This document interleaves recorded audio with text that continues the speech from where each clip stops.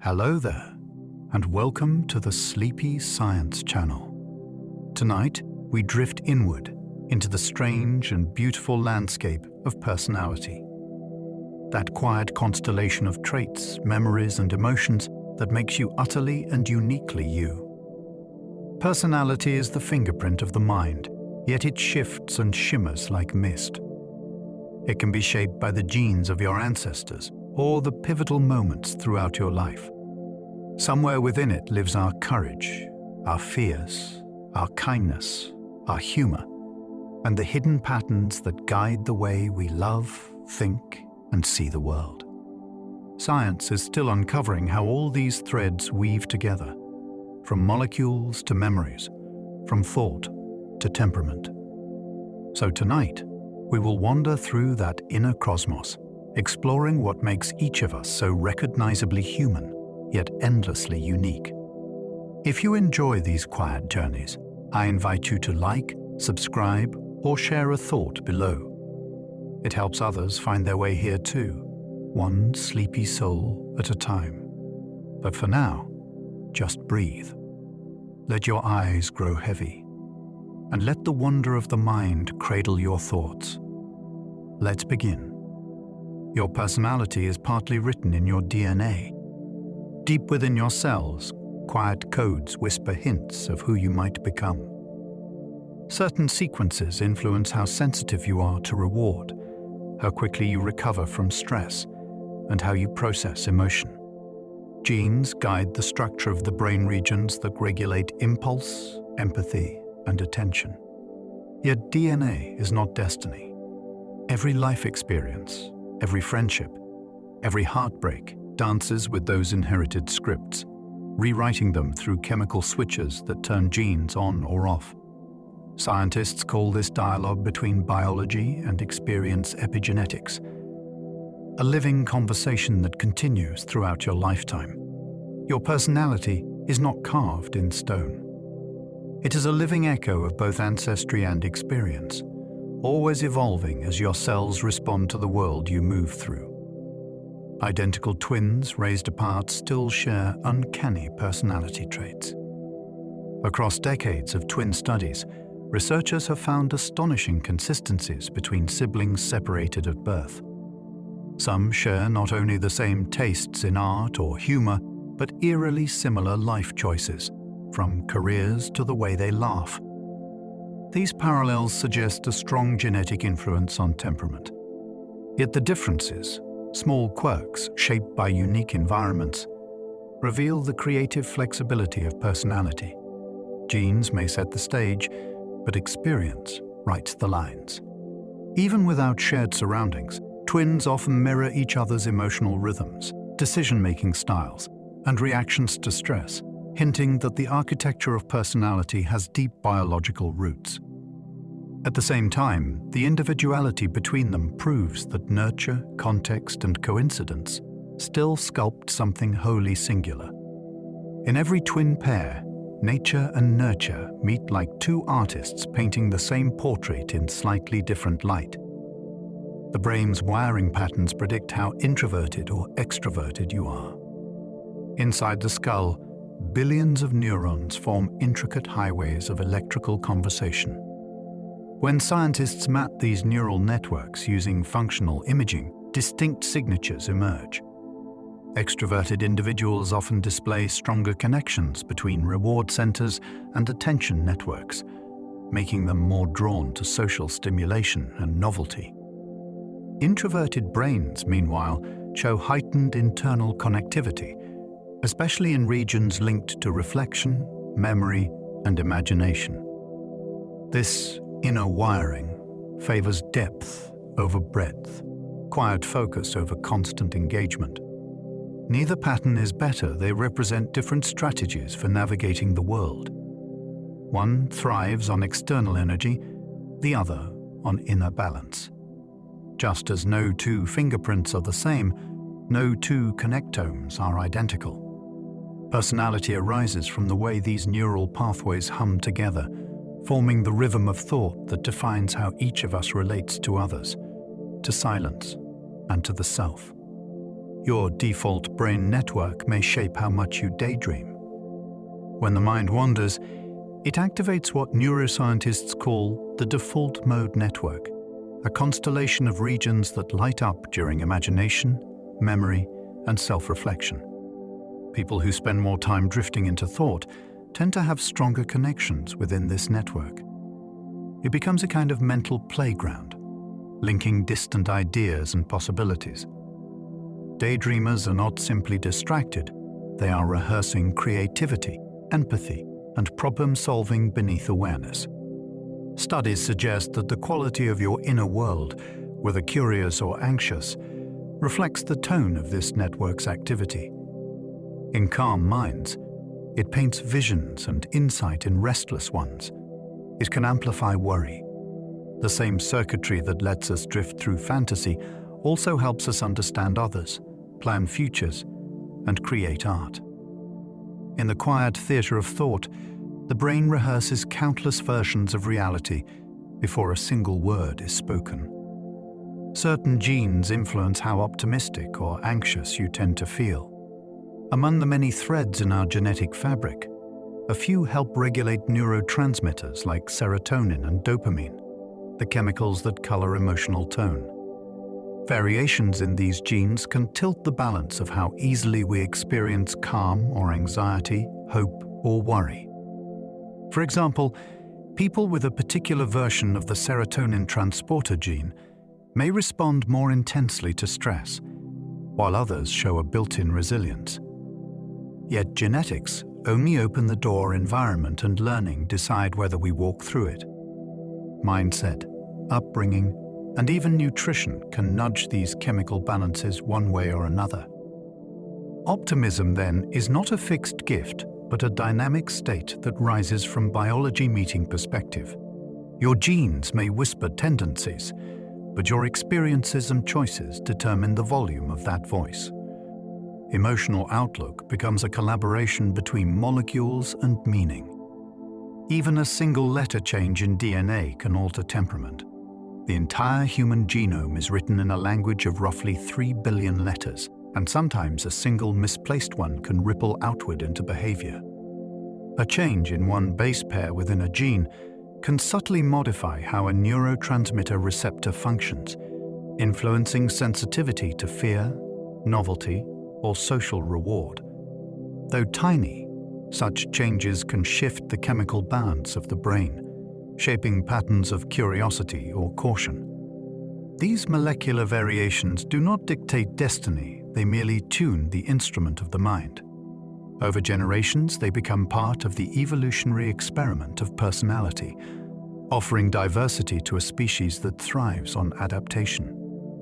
In one person, that small variation might inspire boldness; in another, careful reflection.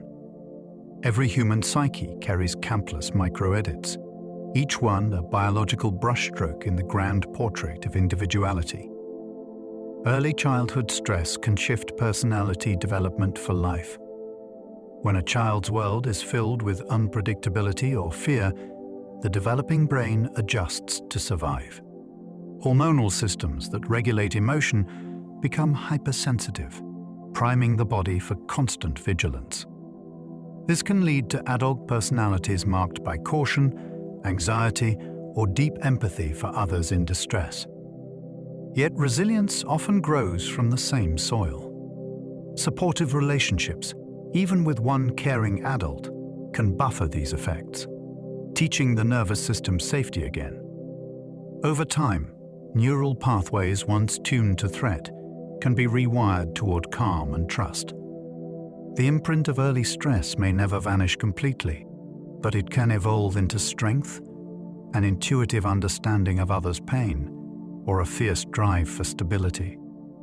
The story of personality begins not in fixed biology alone, but in how young brains learn to adapt to the storms or sunlight of their earliest world. Your personality can subtly change after long-term meditation. Prolonged meditation does more than quiet the mind, it reshapes its very architecture. Studies using brain imaging reveal increased thickness in regions tied to attention, compassion, and emotional regulation. As awareness deepens, people often report feeling less reactive, more open, and more patient. The practice trains the nervous system to pause before habit takes over, gently altering traits like impulsivity or neuroticism. Over months and years, the daily act of returning to breathe becomes a neurological rehearsal for equanimity. Personality, once thought stable in adulthood, bends slightly under the steady weight of mindfulness. Where once the mind chased thoughts, it now observes them. Where once emotions controlled behavior, they now pass like weather. Meditation, practiced long enough, becomes a quiet sculptor, reshaping temperament from the inside out, grain by grain, breath by breath. Sleep quality affects how agreeable or irritable you feel day to day. When the body rests poorly, the brain's emotional circuits fall out of sync. The prefrontal cortex, which helps regulate impulse and empathy, loses balance with the amygdala, the center of threat perception. The result is a shorter temper, diminished patience, and dulled capacity for connection. People who consistently sleep well show stronger emotional regulation and higher agreeableness scores in personality studies. Even small improvements in sleep, earlier bedtimes, darker rooms, slower evenings, can recalibrate mood and perspective. Sleep acts like nightly maintenance, sweeping away metabolic waste from neurons and restoring chemical harmony. Without it, our minds become fogged and reactive. With it, we rediscover kindness, humor, and perspective. Every dream cycle becomes a rehearsal for emotional balance, reminding us that a rested brain is not just sharper, but gentler. Gut bacteria may influence mood and personality stability. The microbiome inside your intestines forms a living ecosystem that communicates directly with the brain through the vagus nerve and chemical messengers. Certain bacterial species produce neurotransmitters like serotonin and gamma-aminobutyric acid, which influence anxiety, optimism, and resilience. When this inner environment is balanced, the brain receives calmer signals when disrupted. Stress responses heighten. Studies on probiotics suggest that altering gut composition can shift emotional tone and even social behavior in subtle ways. It is as if an unseen chorus of microbes contributes to the soundtrack of personality. Your mood, patience, and confidence are not only products of thought, but also of digestion, diet, and microbial harmony. Within the quiet depths of the gut, trillions of tiny organisms hum along with your nervous system, composing part of the music that makes you feel like yourself. Introverts actually process dopamine differently from extroverts. Dopamine is often called the feel-good chemical, but its job is really about motivation and reward-seeking. Brains that lean extroverted tend to respond to dopamine like a bright green light.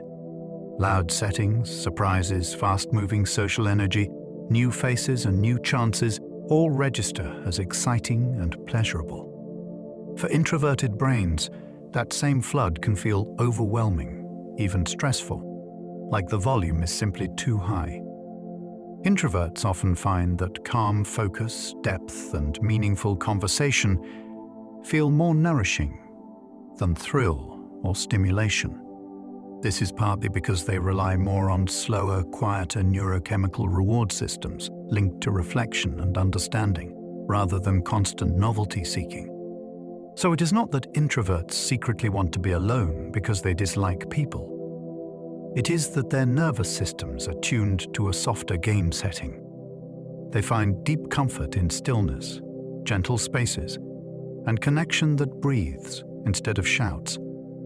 Both patterns are intelligent in their own way. One explores outward, one explores inward.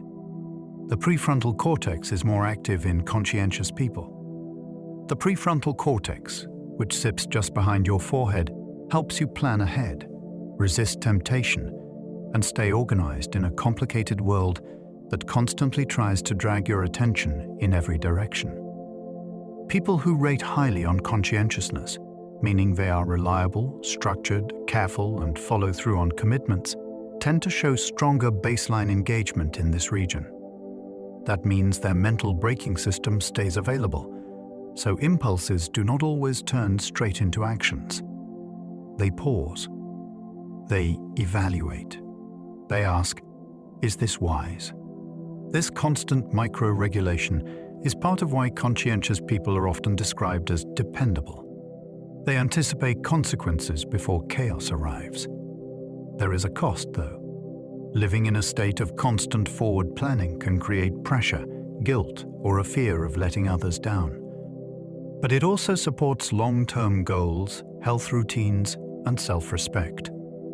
The prefrontal cortex is, in a way, the quiet guardian of promise-keeping. People who score high on openness have more cross-brain connectivity. Openness to experience is the personality dimension linked to curiosity, imagination, love of unusual ideas, and hunger for novelty. People high in openness often show richer communication between brain regions that usually stay a little more separate in others. Areas that handle logic begin to talk more fluidly with areas that handle emotion. Sensory regions that handle sound and color share information with regions that handle memory and language. This creates a flexible inner landscape where unexpected combinations of thought can emerge. Someone like this might hear a piece of music and instantly see colors in their mind, or hear a single sentence and leap to a whole new idea about how the world could work. This constant blending also explains why highly open people tolerate uncertainty. Where others see confusion, they feel possibility.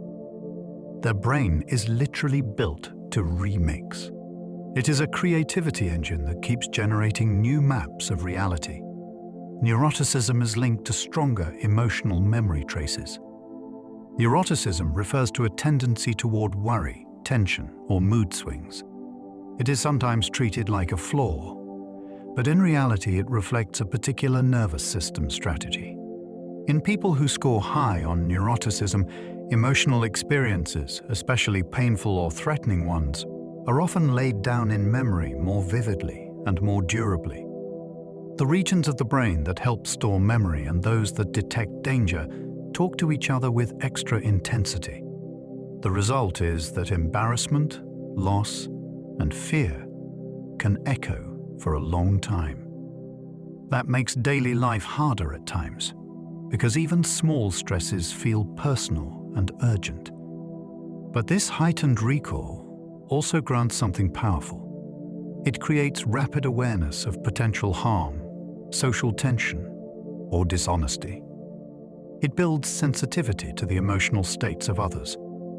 It pushes the mind to scan for patterns, to anticipate problems before they bloom. What looks like nervousness is also a form of deep vigilance. Highly agreeable people show more synchronized brain activity with others. Agreeableness describes kindness, warmth, patience, and willingness to cooperate rather than dominate. When agreeable people interact, their brains tend to slip into a kind of resonance with the people around them. Neural rhythms in regions linked to empathy, such as areas that read facial expression and emotional tone, begin to mirror the other person.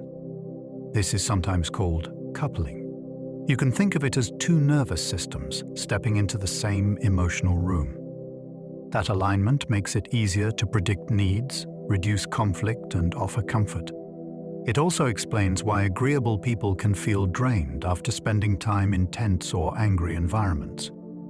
Their minds do not just observe distress, they partially absorb it. The gift of agreeableness is connection and peacekeeping. The cost is sometimes emotional exhaustion. Underneath it all is a nervous system that keeps saying, "I want us to be all right." Your handwriting may reveal small clues about your temperament. Handwriting is motor behavior. It is muscle plus nervous system plus habit, frozen on a page. While graphology in the fortune-telling sense is mostly not supported by science, some subtle connections between writing style and temperament do appear again and again. People who write with heavy pressure sometimes score higher on intensity and urgency, as if their emotional signals move forcefully into their hands. People with small, tight, controlled letters often show caution, inhibition, or careful attention to detail, while very open, rounded, loose script can correlate weakly with sociability and spontaneity. Even slant matters. A forward lean can imply approach, engagement, eagerness. A backward lean can signal reserve. None of this is destiny, but it is a reminder that the brain is physical. Thoughts do not just live in ideas. They travel into shoulders, wrists, fingertips. Every loop and curve is a physical echo of how you manage energy and emotion. Personality can shift after brain injury or stroke. When injury touches the brain, it can alter not only memory and movement, but the patterns that make someone feel like themselves. A calm, steady person can become impulsive and blunt. A social and expressive person can become quiet and withdrawn. Sometimes the reverse happens, and someone who used to fear risk becomes bold, outspoken, and decisive. Damage in areas such as the frontal lobes can weaken inhibition and self-monitoring, which changes how the person expresses anger, desire, or sadness. This can be painful for loved ones, who may feel like they are talking to the same body, but not the same presence. And yet, there is another side. The brain is plastic.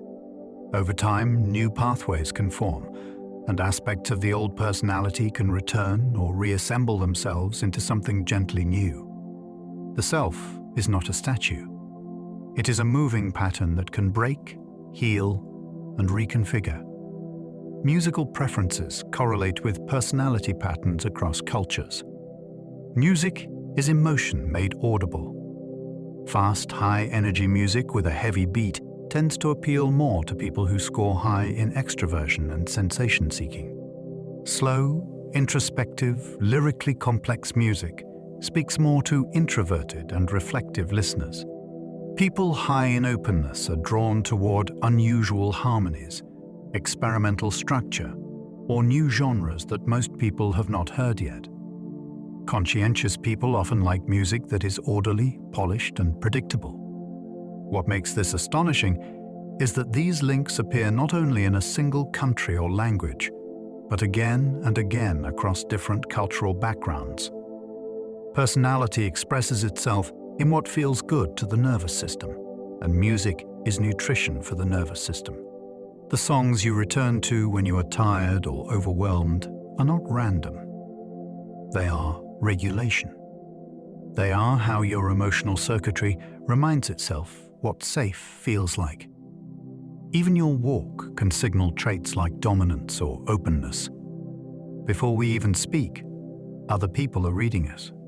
Posture, stride length, head position, shoulder looseness, pace, rhythm, and how much space we claim with our movement all offer clues. People who move with long steps, lifted chest, and steady forward gaze are often read as confident, dominant, even intimidating. People who walk with a relaxed sway, softer shoulders, and more fluid pacing are often read as approachable, creative, or open-minded. Fast, jerky walking with tension in the neck can be interpreted as anxious, overclocked, or impatient. These impressions are not always correct, of course, but the human brain is built to judge threat and trust almost instantly. Gait broadcasts state. Gait broadcasts intention. Long before language evolved, bodies were already talking. You send signals everywhere you go without trying, in every hallway and every sidewalk, simply by how you inhabit gravity. The pitch of your voice may unconsciously communicate confidence. Voice is a physical event. Air leaves the lungs, passes vibrating folds in the throat, resonates through the chest and head and emerges shaped by tongue and lips. When someone is calm and certain, the muscles of the throat tend to stay relaxed. This often produces a slightly deeper, steadier tone that listeners interpret as grounded, even if the speaker is not actually more knowledgeable. When someone is anxious, tiny muscles tense, airflow changes, and the pitch rises. Listeners interpret that tension, often unfairly, as insecurity. This response is fast and unconscious. People also subtly mirror one another, dropping or raising their own pitch in conversation to try to match social energy. In that way, confidence is sometimes less about content and more about resonance. Your nervous system is always listening beneath the words, searching the voice for safety and authority. Certain smells can make people appear more trustworthy. Scent travels straight into brain regions that handle emotion and memory, skipping the slower, logical filters. Natural human body odor carries tiny chemical signals related to stress hormones and immune system markers. When someone is calm, healthy, and low in stress, those chemical traces can create a sense of safety and familiarity in others. Certain neutral, clean, or warm scents can also increase perceived trustworthiness in first impressions, even before a single word is exchanged. This plays out in social bonding, in early attraction, and even in cooperation. We tend to feel more comfortable with people whose scent signature quietly signals steadiness. This process does not feel mystical when you understand what the brain is doing. It is scanning for biological clues, asking a simple question. Am I safe with you? Long before you consciously decide whether you like someone, your nose has already voted. Eye contact duration influences how assertive someone seems. Eye contact is a biological negotiation. Hold a gaze too briefly, and you can seem nervous, submissive, or disengaged. Hold it too long, and you can seem challenging, intense, or even aggressive. In the middle lies a range that feels confident and respectful. Brains react strongly during eye contact. Heart rate can change. Pupils can widen. Reward circuits and threat circuits can both activate at once, which is part of why it can feel thrilling and stressful. Cultural background matters, because different cultures assign different meanings to direct gaze. But the underlying biology is astonishingly deep. We are social primates, and among primates, the eyes are social lightning. People who manage eye contact with calm timing are often judged as self-assured, capable, even leader-like, without ever having to say those words out loud. The eyes tell the room who believes they belong there. Micro-expressions can reveal genuine emotion faster than thought. A micro-expression is a tiny, involuntary flicker of facial muscle activity that appears and vanishes in less than the time it takes to blink. These flashes can betray anger, contempt, surprise, fear, or joy, even when a person is trying to hide those reactions. The brain launches the emotional response before conscious control steps in to smooth it or censor it. That means you sometimes see what someone truly felt for a split second before they decide what to show you. People who are very empathetic or socially observant become skilled at picking up these lightning-fast cues. Law enforcement and clinical psychologists sometimes train to notice them, but in reality, most people already read them at a gut level.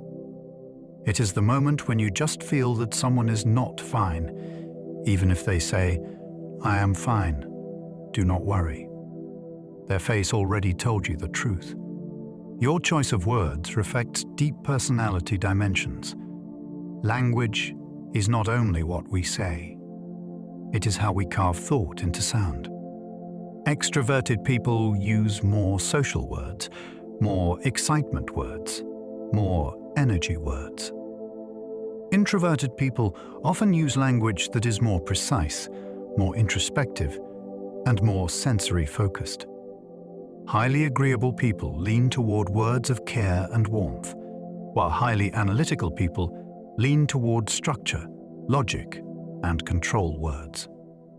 Even function words, tiny bridge words like and or, but or, because, can hint at how someone organizes experience in their head. These patterns show up in texts, in emails, in casual conversation, and they tend to stay steady over time because they reflect stable habits of attention. The mind pays attention to what matters to it, and then the mouth follows. In that way, every sentence is a small behavioral fingerprint. You cannot help revealing how you think. People can sometimes predict traits accurately just by seeing your face. Humans are fast, almost shockingly fast, at forming first impressions. Within a moment of seeing a face, people tend to form guesses about warmth, dominance, openness, and even honesty. These guesses are not perfect, and they can be biased or unfair, but they are surprisingly consistent across strangers. Some of this comes from reading microtension in facial muscles, posture, and expression. Some of it comes from subtle cues related to hormone exposure in development, which can leave traces in jawline shape, eye spacing, and brow structure. The brain evolved to make snap judgments because, in deep evolutionary time, choosing whom to trust was a survival question. What is wild is that, even today, employers, jurors, and romantic partners all still respond to these instant impressions. Your face is not just appearance. It is treated by other nervous systems as early data about how to approach you. The left and right sides of the face can show different emotions. The two halves of the brain do not express emotion in exactly the same way, and each half of the brain largely controls the opposite half of the face. This creates subtle emotional asymmetry. In many people, the left side of the face shows slightly stronger genuine feeling, especially sadness or tenderness, because it is more directly shaped by the right hemisphere, which is heavily involved in emotional processing.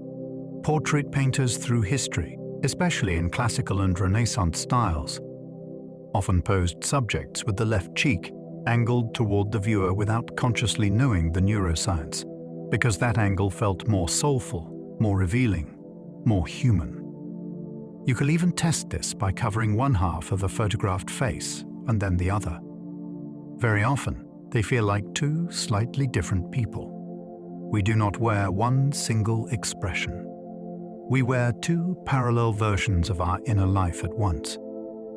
Animals can detect aspects of human personality through scent and tone. Many animals, especially dogs, are astonishingly sensitive to chemical and vocal signals that humans barely notice. Dogs can distinguish, by scent alone, between sweat collected during calm states and sweat collected during anxious states, and they change their own behavior in response. They also respond differently to voices that carry relaxed, confident rhythm compared to voices that carry agitation or fear. Horses, too, are responsive to human body tension and vocal energy, sometimes mirroring stress or settling when a human settles. This means your personality is not just something people experience. It is something other species can read. The animal is constantly listening to the music of your nervous system.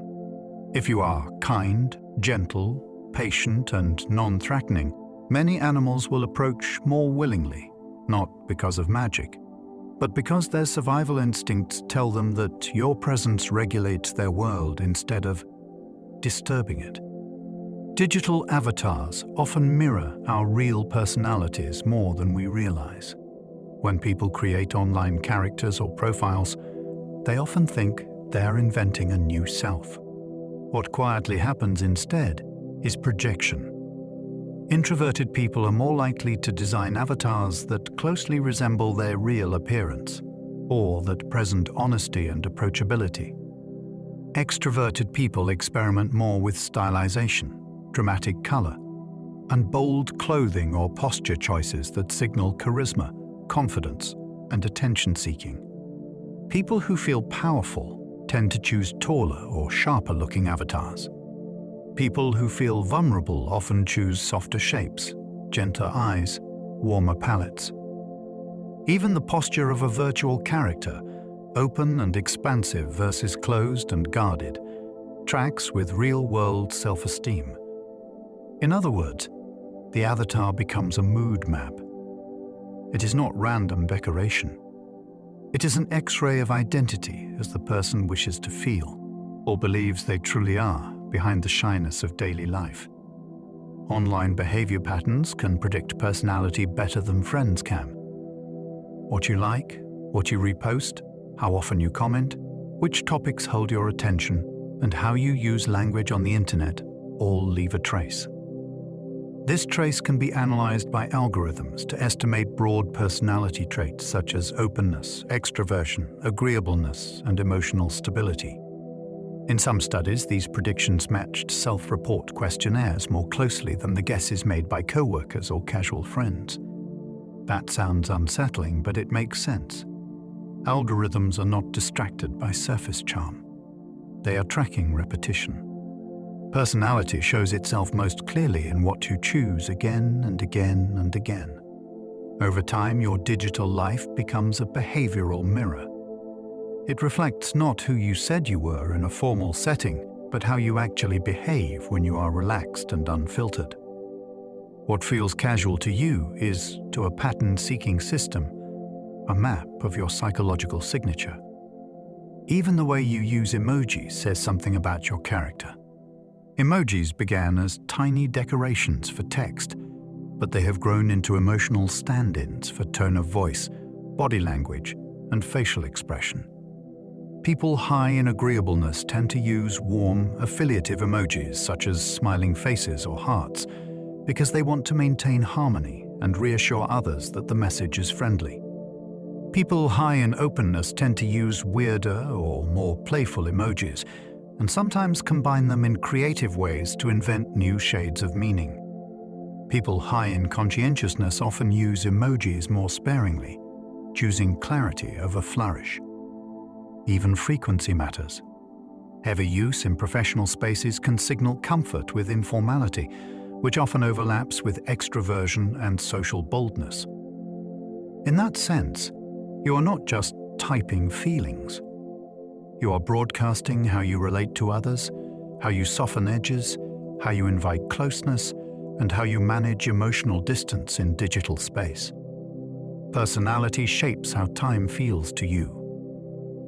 For some people, a single hour feels long enough to hold a memory, while for others, entire days slip by as if time has softened its edges. Personality quietly alters this rhythm. Conscientious people tend to experience time as structured and measurable, dividing it into careful portions that fit their plans. Open and imaginative minds experience time more fluidly, as though moments melt together in creative flow. Those with higher levels of anxiety may feel each second stretch endlessly, while calm temperaments let time glide by unnoticed. Scientists studying temporal perception find that attention, emotion, and self-awareness all bend time's texture. When you are alert and focused, moments expand. When absorbed or joyful, they vanish. Personality sets the internal tempo that defines the pace of a lifetime. It is not the clock that moves faster or slower. It is the mind's pulse that changes its song. Risk-takers perceive time as moving faster. Adventurous personalities often feel that life speeds past in bright, quick flashes. When risk-takers face challenge or novelty, their bodies release adrenaline and dopamine, sharpening focus but shortening the feeling of duration. This is because intense stimulation floods working memory with information, compressing the sense of how long an event lasts. The result is a life that feels thrilling, but fleeting. These individuals are drawn to experiences that stretch emotion and ignite attention. They do not linger in hesitation. They dive into immediacy. By contrast, cautious minds stretch moments out through anticipation and analysis. The difference is not just psychological but physiological, rooted in arousal and neural rhythm. Risk-takers live in fast-forward, not because they hurry, but because excitement collapses the space between moments. Their reward is vividness, a sense that every second burns brighter, even if it passes in a blur. Conscientious people tend to plan further into the future. Some personalities naturally look ahead, as though their thoughts lean toward the horizon. Conscientious people organize time like gardeners preparing soil months before the first bloom. Their prefrontal cortex, the region of the brain that manages goals and delayed rewards, stays more active during decisions about the future. This creates a sense of structure and reliability, but also the weight of constant awareness. They picture outcomes before they happen, balancing duty against desire. For them, discipline is not punishment. It is comfort. By planning, they soothe uncertainty. This ability to imagine steps before they are taken makes them effective at leadership, study, and perseverance. Yet even in their precision lies humanity. When plans shift, they adapt with quiet determination. Conscientiousness may make time feel linear and purposeful, but beneath it is a soft rhythm of care, guiding choices toward meaning rather than mere success. Neurotic people experience more mental time travel into the past. For those whose emotions run deep and changeable, time is not a straight path forward, but a loop that bends backward. People high in neuroticism often revisit memories, reliving them in vivid sensory detail. The emotional centers of their brains remain active during recall, so old experiences feel fresh, almost present. This tendency evolved as a way to anticipate danger, yet it can trap the mind in replay. Each remembered failure or loss becomes a rehearsal for future safety. But within that same sensitivity lies empathy and insight. Those who think often about the past tend to understand others with unusual depth because they are practiced in examining feeling. Their minds are both mirror and echo, reflecting what was while shaping what will be. With awareness, their introspection becomes wisdom, turning regret into reflection and memory into meaning. Extroverts estimate durations more optimistically. For people who thrive on energy and interaction, time often feels generous. Extroverts tend to underestimate how long tasks will take, believing there will always be space for more. Their brains, rich in dopamine activity, tilt toward anticipation and reward. The excitement of what might happen overshadows concern for limits. This optimism fuels enthusiasm and social engagement, keeping life full of movement. When they say just a minute, it often becomes 10, because joy stretches their sense of capacity. Introverts, who experience events with deeper processing and awareness, tend to measure time more accurately. Extroverts, though, benefit from their flexible perception. It allows them to take risks, to leap, and to fill life with stories. For them, the clock is a companion, not a constraint. The hours seem shorter because each one shines so brightly before it slips away. The way you remember your past reflects your personality. Memory is a mosaic made by emotion. Optimistic minds arrange their pieces into patterns of triumph, transforming hardships into lessons and perseverance into pride. Pessimistic or cautious personalities recall more of the difficulties, using them as guides for self-protection. Highly agreeable people hold on to moments of kindness and connection, while ambitious minds focus on goals achieved or missed. The result is not a record, but a narrative shaped by temperament. Every act of remembering is a form of storytelling, where your personality chooses what details deserve light and which fade into shadow. Scientists find that emotional bias during recall helps maintain a coherent sense of identity. The memories you cherish are reflections of the values you live by. The past itself does not change, but the way you hold it determines whether it becomes a weight, a teacher, or a spark of inspiration. Some people literally imagine the future more vividly than others. When asked to picture a future moment, some minds see every detail: light, color, even the imagined sound of footsteps. Others glimpse only faint outlines.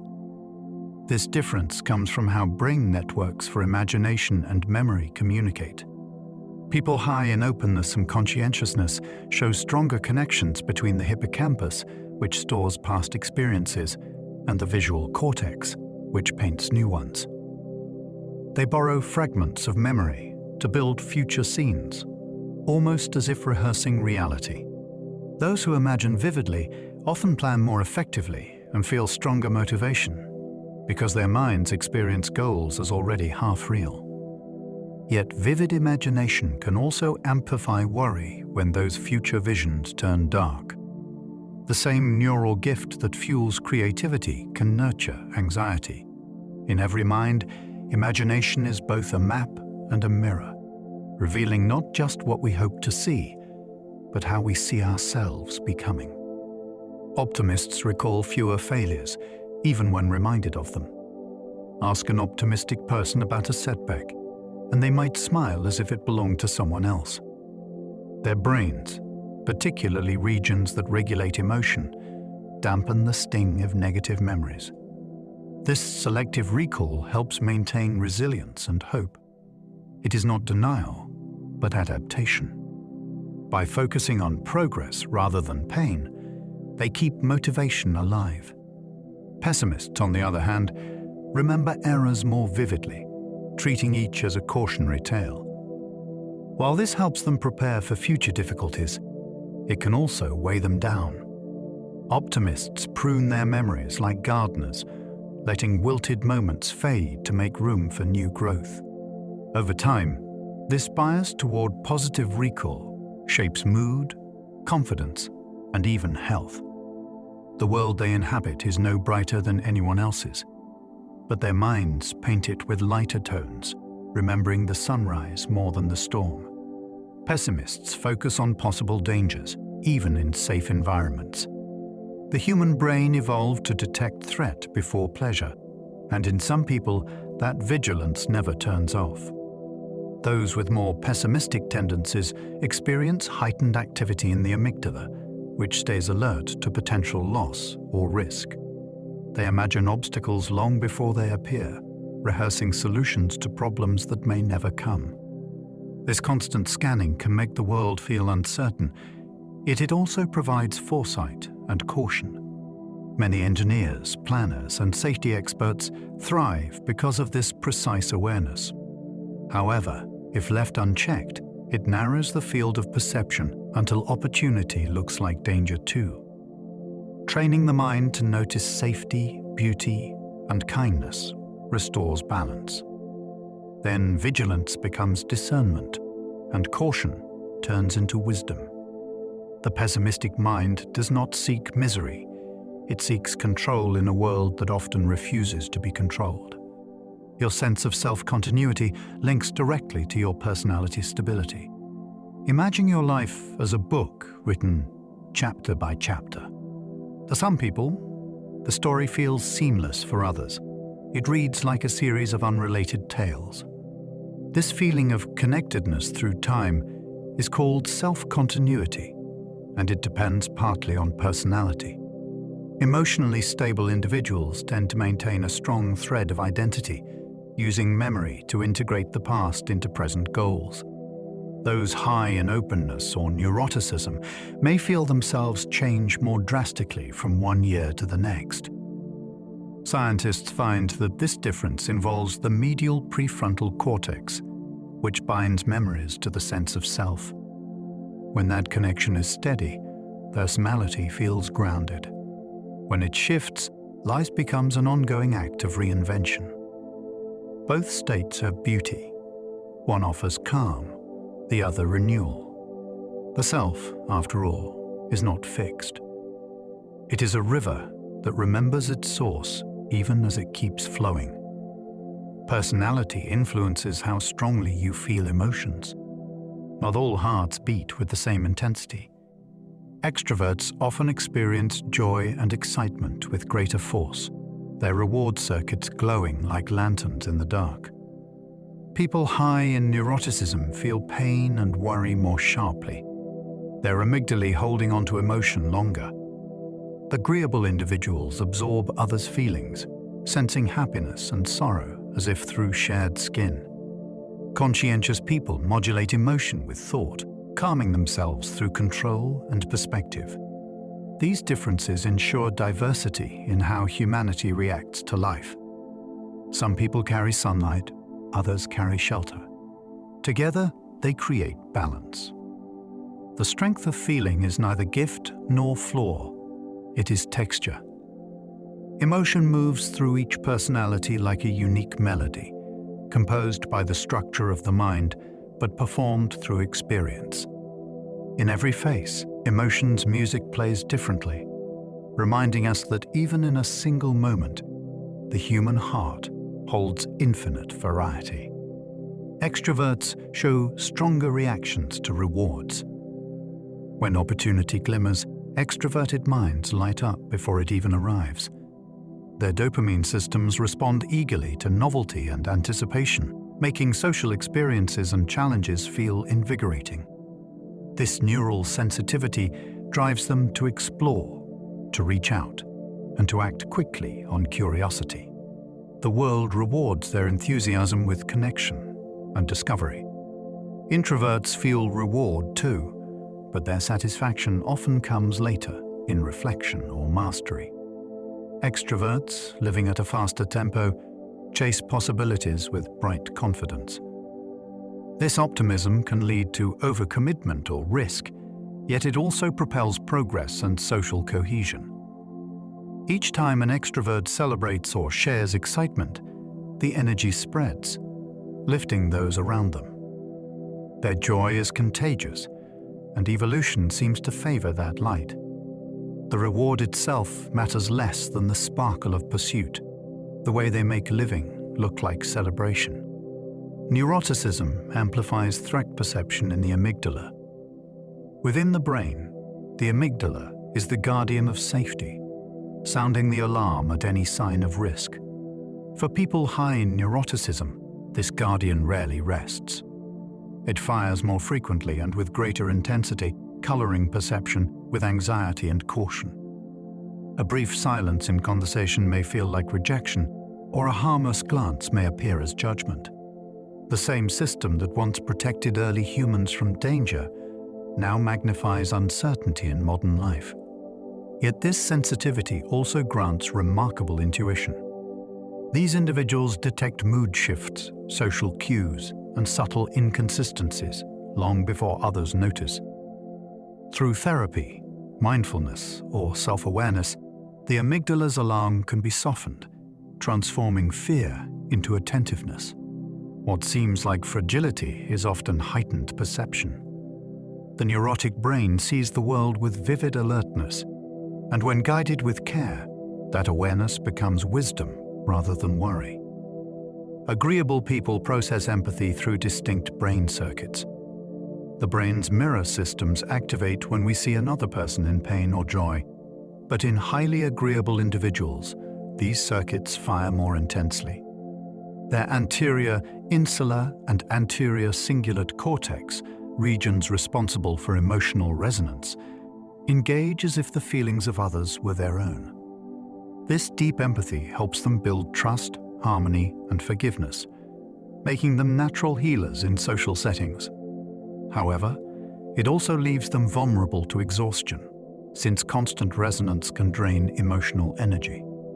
Their kindness is not simply moral, it is biological.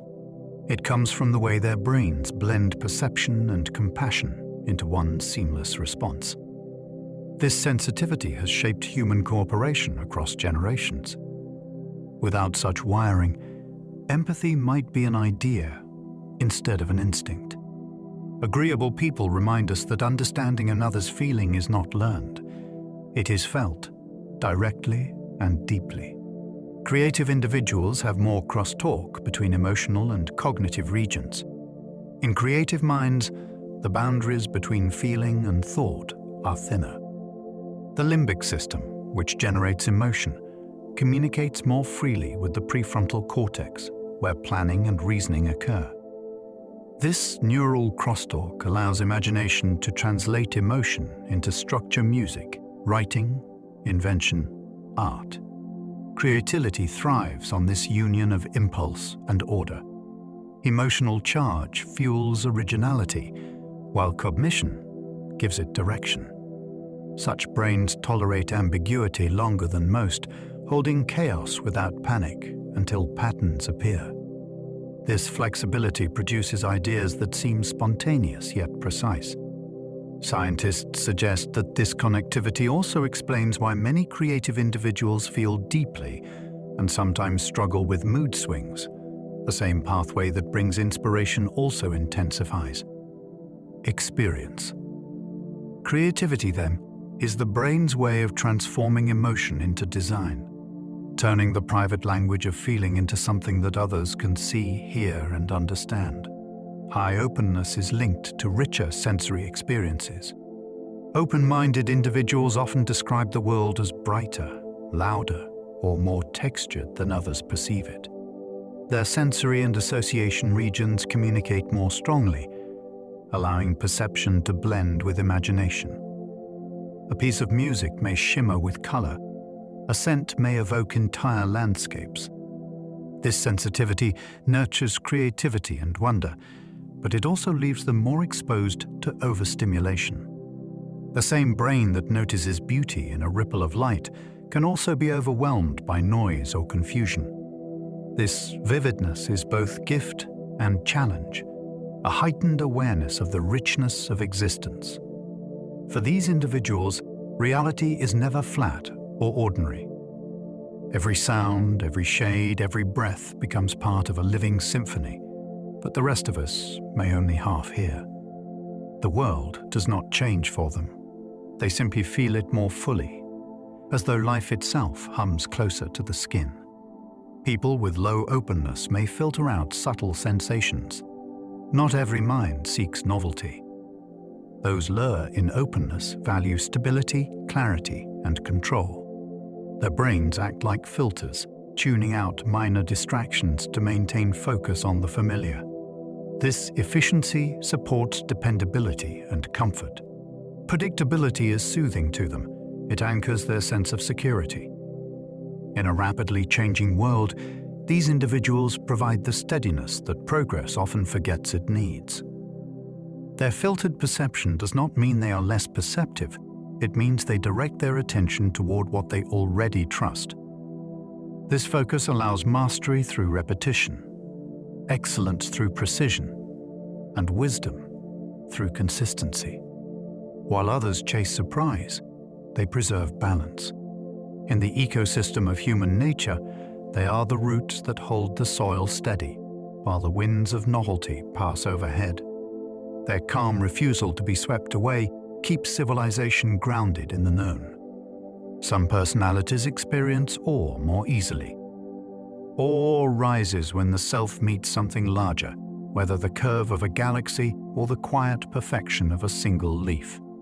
People high in openness, humility, and curiosity tend to feel this emotion more readily. Their brains show lower activity in self-centered regions and higher in sensory ones, allowing them to dissolve briefly into the vastness they perceive. Regular experiences of awe reduce stress, foster connection, and encourage altruism.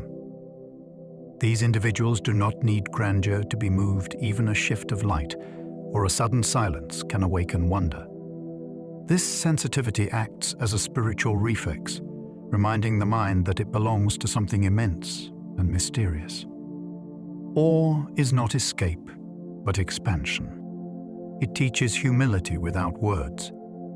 In a world that often races forward, those who pause in awe are the ones who remember how infinite a moment can be. The capacity for wonder correlates with mental flexibility.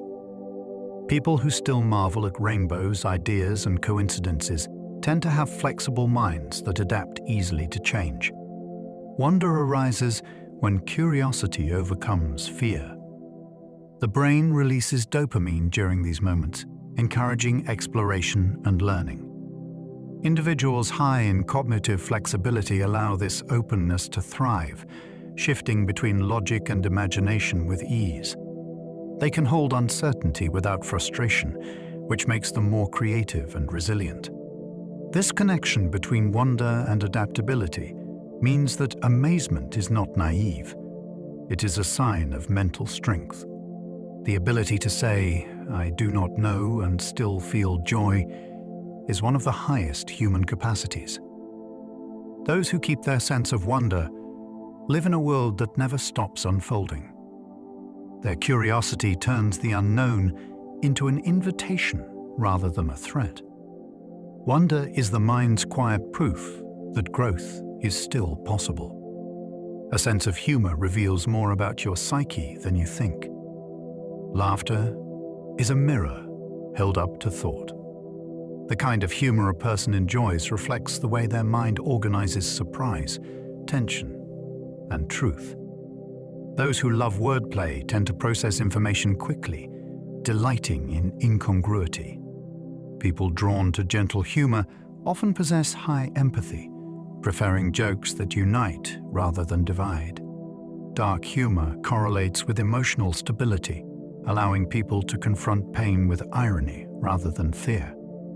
Every laugh is a release of energy, once spent managing contradiction. It signals cognitive agility and emotional health.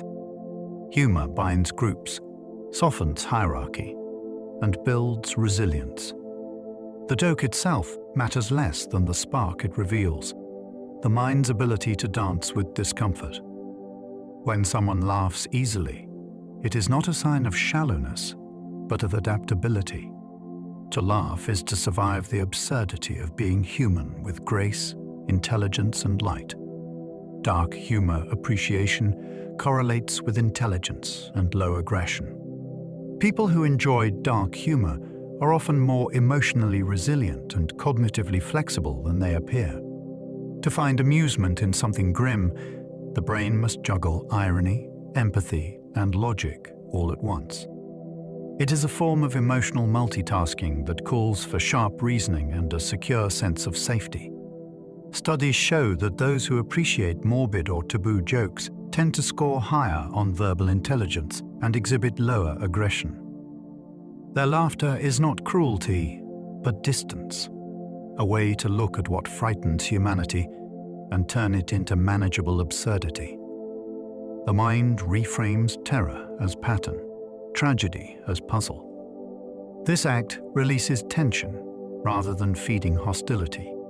Dark humor may not soften the world, but it gives the mind a tool to face what cannot be changed and still whisper, "I understand the darkness, and I am still here to laugh."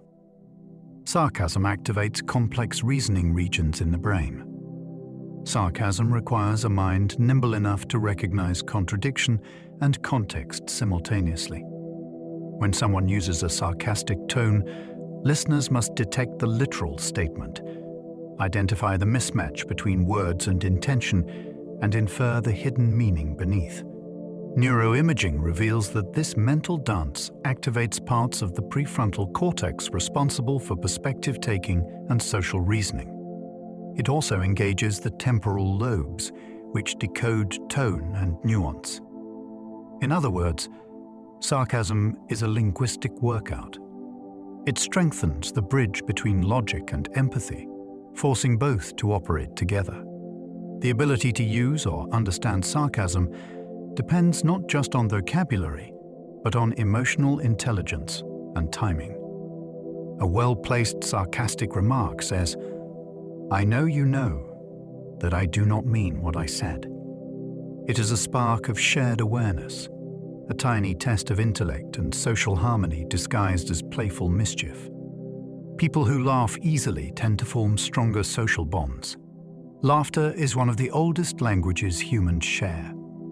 Long before structured speech, Our ancestors used laughter to signal safety, belonging, and cooperation.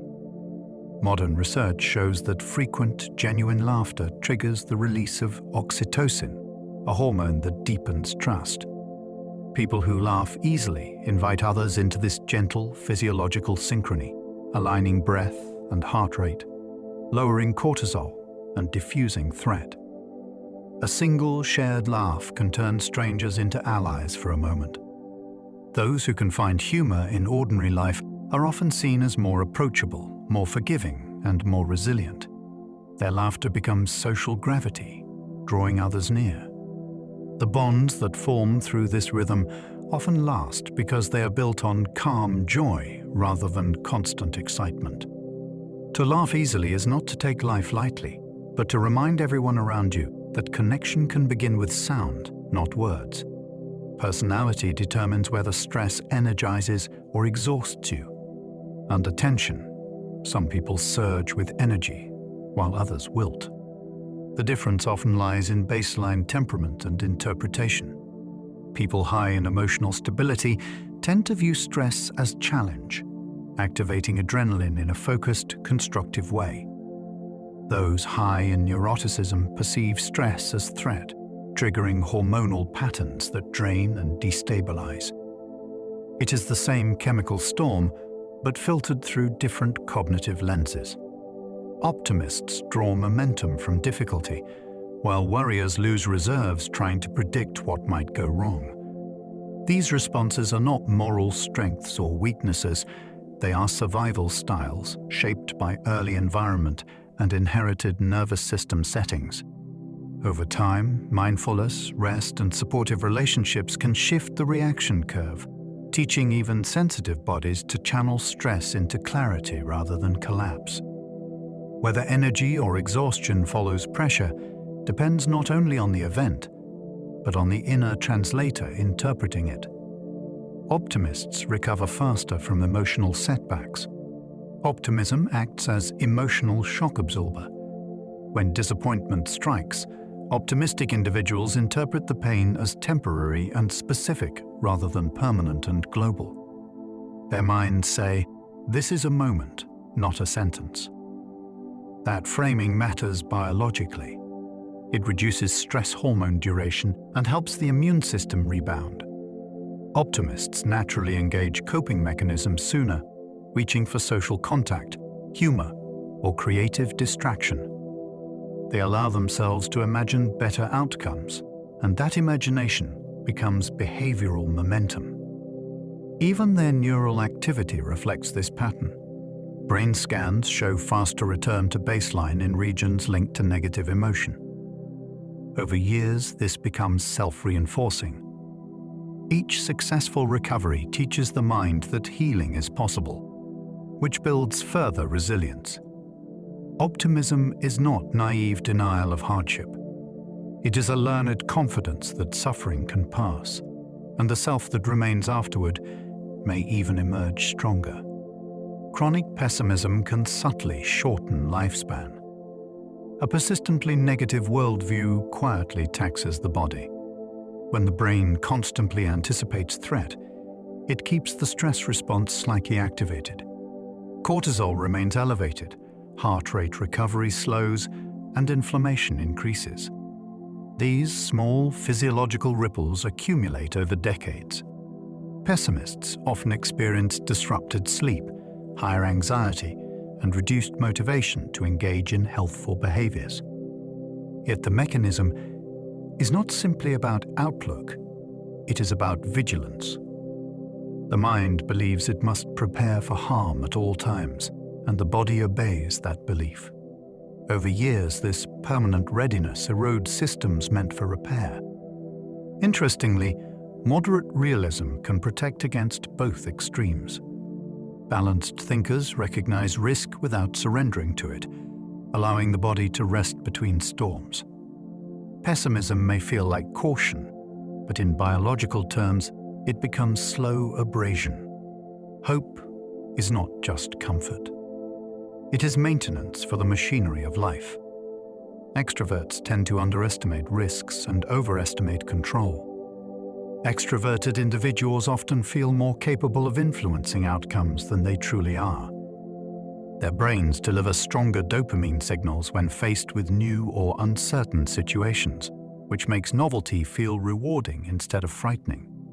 This chemistry encourages exploration and leadership, but also underestimation of danger. Extroverts may assume that charm or determination can outweigh structural limits, leading them to take bolder chances. Their optimism draws others in, creating energy and collaboration that sometimes compensates for risk blindness. However, the same confidence that propels groups forward can expose them to missteps if not balanced by cautious voices. The world advances through this dance between boldness and restraint. Extroverts supply the spark, reflective minds supply the map. When these two forces respect each other, progress happens without collapse. Confidence is beautiful when it listens. It becomes hubris only when it forgets to ask, "What if?" Conscientious people live longer on average than impulsive ones. Long-term studies show that conscientiousness strongly predicts lifespan.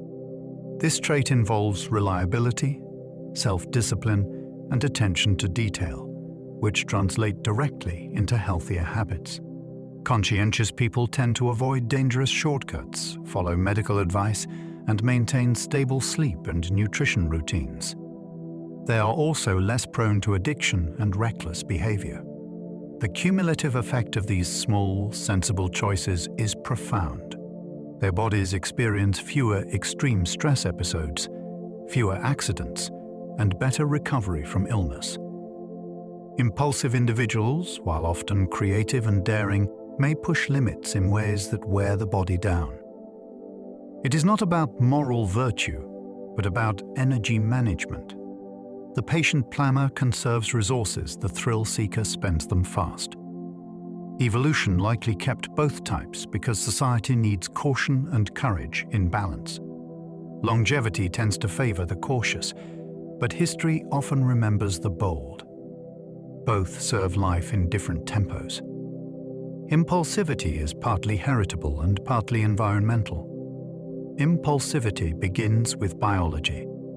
Some people inherit neural circuits that fire reward signals quickly and inhibit them slowly. Their dopamine systems light up early, telling the body to move before full reflection. Yet genes do not write destiny. Environment sculpts how that impulsivity appears. In supportive, structured settings, it can become creativity, spontaneity, and courage. In chaotic or neglectful ones, it can become self-sabotage or risk-seeking. Childhood discipline, safety, and role modeling teach the impulsive mind how to pause without extinguishing its spark. Scientists describe this interaction as gene-environment interplay, the living conversation between inherited wiring and lived experience. The same trait that makes one person reckless might make another a brilliant improviser. What matters is guidance, not suppression. Impulsivity is energy in motion. With patience, that energy becomes invention rather than destruction, movement rather than chaos. Personality predicts financial habits and career satisfaction.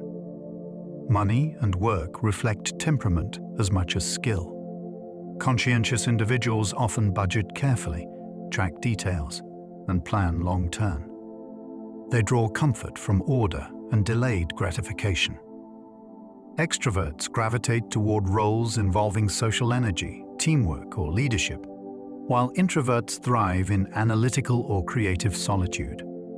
People high in openness may invest in ideas rather than stability, choosing education, travel, or art over security. Agreeable personalities prioritize harmony, sometimes at the expense of assertive negotiation.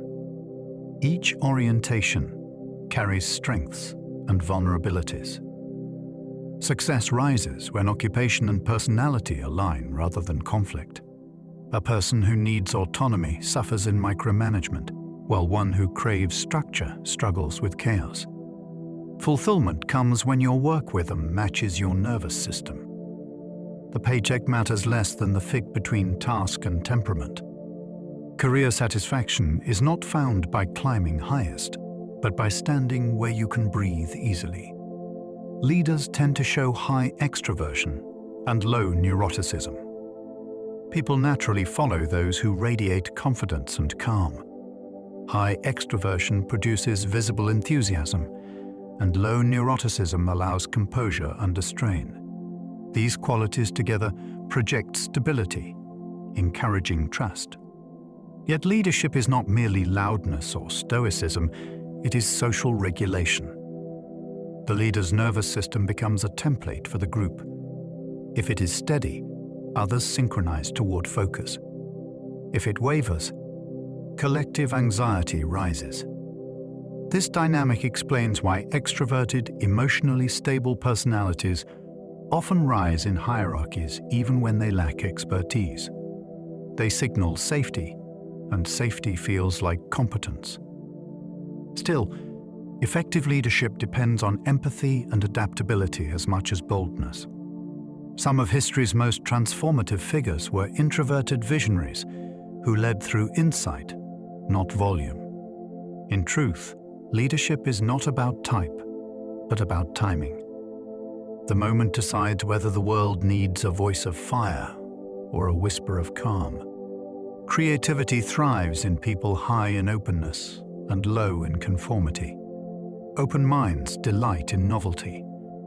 They are willing to wander into ambiguity and return with strange treasures. When combined with low conformity, this openness becomes creative fire. Such individuals are less bound by rules, more comfortable with risk, and better able to integrate contradictory ideas. They find inspiration in chaos, where others see only confusion. Neuroscientists find that highly open people display more cross-communication between brain networks responsible for imagination and logical control, allowing unusual associations to form. Low conformity ensures those associations are expressed rather than censored. Creativity is therefore not random but permission, the inner voice that says, "Try it anyway." Culture depends on this tension. Without openness, society stagnates. Without conformity, it unravels. True creativity lives between the two, breaking form just enough to let light in without burning the whole structure down. Empaths mirror others' facial muscles automatically. Empaths experience emotion almost as if it were contagious. When they witness someone's expression, subtle facial muscles activate in mimicry, often within a fraction of a second. This micro-imitation helps the brain understand what the other person feels by recreating it physically. It is an unconscious bridge between bodies. The process involves the insular and anterior cingulate cortex, regions that link sensation with emotion. Because empaths mirror so efficiently, they can comfort deeply, yet also become exhausted easily. The flood of borrowed feeling demands recovery time that others might not require. Strong empathy can therefore coexist with social fatigue. It is a reminder that compassion is physiological, not only moral. The empath does not simply imagine pain, they partially relive it. Their tenderness is built on biology, a nervous system tuned to echo the hearts around it. People high in agreeableness are more likely to forgive betrayal. Agreeable personalities value harmony and connection. When hurt, they often search for reasons before revenge, assuming misunderstanding rather than malice. Their empathy systems activate strongly, making forgiveness feel more rewarding than resentment. This trait can preserve relationships through difficult seasons, allowing reconciliation where others would cut ties. However, it can also expose them to repeated harm if boundaries are not learned. Forgiveness does not mean forgetting, it means releasing the desire to retaliate. For the agreeable person, this release happens quickly because conflict feels physically uncomfortable. Their nervous system calms only when peace returns. The same pattern that nurtures friendship can therefore trap them in lopsided bonds. True healing for them involves learning to forgive without surrendering safety, to maintain kindness without permitting cruelty. Their gift is mercy, but even mercy needs a door that can close. Narcissism can sometimes mask fragile self-esteem. Behind a narcissistic exterior, there often hides a fragile core. The boastful tone, constant self-reference, and hunger for admiration serve as defense against deep insecurity. For many, early experiences of neglect or conditional love taught that worth must be earned through display. The exaggerated self becomes armor, polished until it blinds others and hides the soft interior. When admiration fades, panic rises, because silence feels like erasure. Understanding this mechanism does not excuse manipulation, but it reveals motive. Narcissistic individuals are not simply full of themselves. They are dependent on others to maintain the illusion of solidity. Compassion toward this truth can help set boundaries without hatred. One can acknowledge the wound beneath the arrogance while refusing to feed the performance. Beneath the glitter and echo, narcissism is a lonely attempt to be seen by a mirror that never truly reflects back love. Psychopathy and empathy exist on a shared neural spectrum. Empathy is not a single light switch that is either on or off. It has multiple components that can vary independently. Emotional empathy involves feeling what another feels. Cognitive empathy involves understanding what another feels. People with psychopathic traits often have the second without the first. They read cues precisely, but remain unmoved. Brain imaging shows reduced activation in emotional processing areas such as the amygdala, but normal or even heightened activation in regions linked to reasoning about others' motives. This allows strategic charm and manipulation. At the opposite extreme are individuals who feel emotions of others too strongly, risking burnout. Between them lies the wide, normal range of human empathy, adjustable through experience and choice. The spectrum reminds us that morality does not rest on a single circuit. It rests on how understanding and feeling combine within the space of conscience. Highly conscientious people experience guilt more intensely. To the highly conscientious person, responsibility is sacred. When they fail even slightly, the internal alarm is loud. The same circuitry that drives careful planning and reliability can also create sharp self-criticism. Physiological studies show heightened stress responses in such individuals when confronted with errors. Their brains replay the mistake as if re-editing a scene that cannot be changed. The advantage is accountability. The disadvantage is exhaustion. Constant guilt can lead to perfectionism, insomnia, and emotional burnout. Yet their integrity keeps communities functioning. They are the ones who notice the forgotten detail, who finish what they promised, who cannot rest until the work is right. The world depends on them, though they rarely give themselves equal compassion. Learning to forgive themselves is their final act of duty, the moment when conscience evolves into balance. Humility correlates with accurate self-perception. Humility is often misunderstood as weakness, but it is cognitive precision. Humble people see themselves with clarity rather than distortion.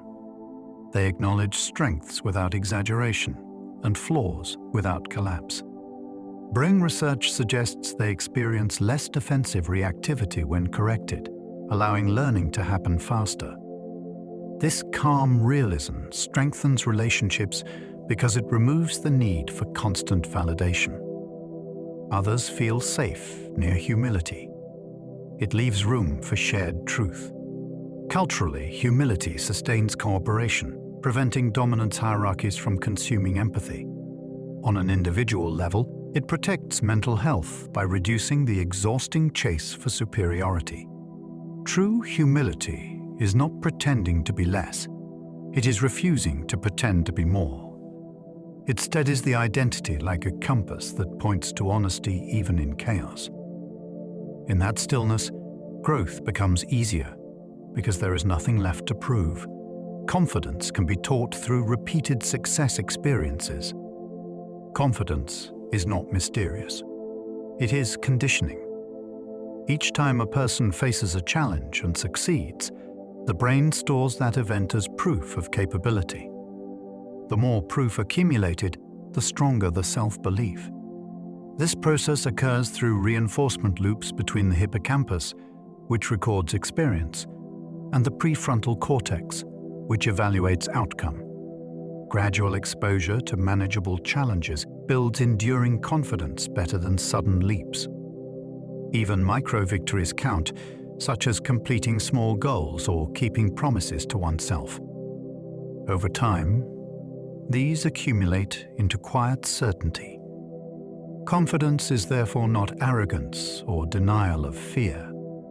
It is memory, organized into courage. Anyone can cultivate it through repetition. When failure occurs, reframing it as information rather than judgment prevents the loop from breaking. Confidence grows best not in perfection, but in persistence that teaches the mind to trust its own recovery. Personality shifts slightly every 7 to 10 years. Longitudinal studies reveal that personality is not static. Over roughly each decade, small yet measurable changes occur. Impulsivity tends to decrease, conscientiousness rises, and emotional stability improves. These gradual adjustments reflect learning, hormonal evolution, and environmental adaptation. The brain's plasticity allows new wiring even in adulthood, influenced by habits, relationships, and repeated emotional patterns. Major transitions such as career change, loss, or parenthood can accelerate the process, prompting re-evaluation of priorities. Personality does not vanish, it refines. The core melody remains recognizable while the arrangement evolves. This continuous soft remodeling is why people often feel wiser or gentler with time.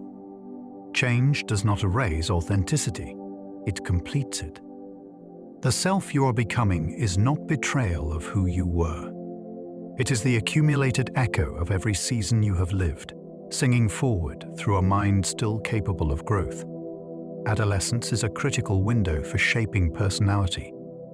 During the teenage years, the brain is undergoing one of the most dramatic remodeling periods of the entire lifespan. Neurons are strengthened if they are used, and trimmed back if they are not, which means experience is physically carving individuality into the nervous system. Emotional centers mature quickly, while areas for long-term planning are still catching up. This gap is why intensity and impulsivity feel so overwhelming in this stage. It is also why first love, friendship, embarrassment, and betrayal feel almost cosmic in scale.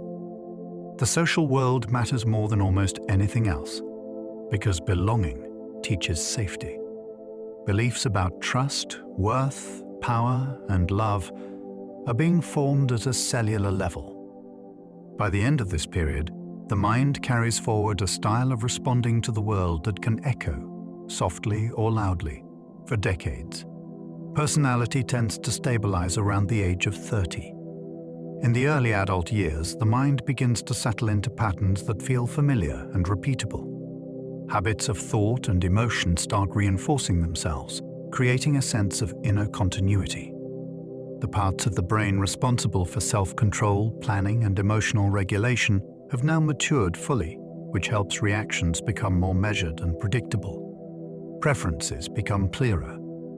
Values begin to feel non-negotiable. The constant shifting seen in younger years gives way to something steadier, almost like a center of gravity forming. This is also the point in life when many people report feeling that they know what kind of life they can live peacefully, and what kind of life will cost them too much.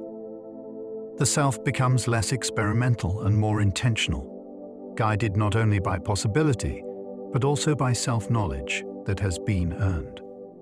Major life events like marriage or parenthood can shift traits. Profound commitments reach deep into the nervous system and rearrange priorities. When someone joins their life with another person or becomes responsible for a child, attention naturally moves outward. The brain begins rewarding care, cooperation, and protection. What once felt optional now feels sacred. People who take on these bonds often find themselves developing greater patience, reliability, and emotional steadiness, even if those qualities did not come easily before. The sense of identity stretches to include others. Time begins to be measured in shared milestones rather than individual impulses. The nervous system even tunes itself to notice signals of another person's needs with faster sensitivity. It is not that the old self disappears. It is that new rooms are built inside it, rooms made for duty, tenderness, and the long, slow practice of staying. Trauma can compress personality into survival-focused patterns. When the body has lived too long in fear, the mind adapts by narrowing itself around safety. Curiosity fades because curiosity can feel dangerous. Spontaneity fades because surprises have not been kind. The emotional system becomes watchful. It scans for threat even in places that are calm. This is not weakness. It is a survival response that allowed the person to endure what should not have had to be endured. Over time, however, this protective narrowing can begin to feel like a cage. Interests shrink. Trust becomes difficult. Life feels smaller than it once was. Healing is the slow and careful work of teaching the body that the story has changed. With time, support, and consistent safety, the mind remembers how to open again. Gentle moments of curiosity return. So does softness. The self that was forced to fold back in on itself can, one moment at a time, unfold. Long-term therapy can measurably change personality traits. Ongoing therapeutic work is not just conversation. It is neural training. Repeating the act of noticing thoughts, naming feelings, and exploring reactions in a safe space teaches the nervous system to pause before it responds. Over many sessions, the regions of the brain involved in emotional regulation and self-awareness become more coordinated. People who once reacted out of fear begin to respond with reflection. People who once shut down begin to stay present. People who once felt brittle begin to feel flexible. These are not illusions. They are measurable and lasting shifts in temperament. The mind learns that it is not helpless inside its own patterns, and that knowledge alone changes those patterns. Through this process, many people become calmer, kinder to themselves, more open with others, and less ruled by past pain. In this way, healing is not only relief. Healing becomes identity work. Moving to a new culture can reshape openness and agreeableness. Entering an unfamiliar culture is like entering another emotional climate. Social rules are different. What is polite in one place is distant in another. What is honest in one place is rude in another. The mind is forced to adapt not only to language, but to rhythm, pacing, humor, and expectation. This ongoing adaptation builds flexibility and perspective. It also makes a person more understanding of difference, because difference stops feeling threatening and starts feeling normal. Living in a culture that is not originally one's own often encourages patience in communication, creativity in problem-solving, and humility in daily life. It becomes easier to see situations from someone else's point of view because one has had to do so simply to exist. That repeated act of perspective-taking does not always fade when one returns home. It becomes part of the way the self navigates the world. Travel exposure tends to increase flexibility and curiosity. New environments stimulate the orienting systems of the brain. Unfamiliar architecture, unfamiliar food, unfamiliar sounds, and unfamiliar gestures all send a message to the nervous system that says, "Pay attention." That attention wakes up parts of the mind that routine can quietly numb. People who spend meaningful time in different places often learn to tolerate uncertainty and even enjoy it. Patience grows because travel teaches that not everything will go to plan and that this is not the end of the world. Curiosity grows because every moment becomes a small invitation to learn. Over time, this repeated contact with unfamiliar experience tends to soften rigid assumptions. There is less need to defend one way of living as the correct way. Instead, there is a growing sense that the world is many worlds, and that reality is much bigger than what one first knew. Aging often brings more emotional stability and empathy. With time, emotional storms lose some of their force. The body becomes less reactive, and the mind becomes more patient. This is not because feeling fades. It is because perspective deepens. After enough loss, enough healing, enough unexpected changes, the nervous system begins to recognize that states are temporary. Fear is temporary. Anger is temporary. Grief is real, but it moves. This quiet understanding allows a kind of gentleness to appear toward oneself and toward others. Older adults often report being less easily provoked and more easily touched. Compassion flows more easily because life has revealed how fragile people truly are. The focus shifts from proving something to tending something. Stability here is not a dulling. It is a soft but powerful steadiness, built from years of surviving what once felt unsurvivable. Most people grow more conscientious with age. Over the course of adulthood, daily responsibility slowly sculpts the mind into reliability. Bills must be paid. Promises must be kept. Loved ones must be cared for. Work must be done even when energy is low. Each of these demands becomes a kind of training for attention and follow-through. The brain learns to plan, to anticipate, to consider consequences. Impulses are still present, but they are less in charge.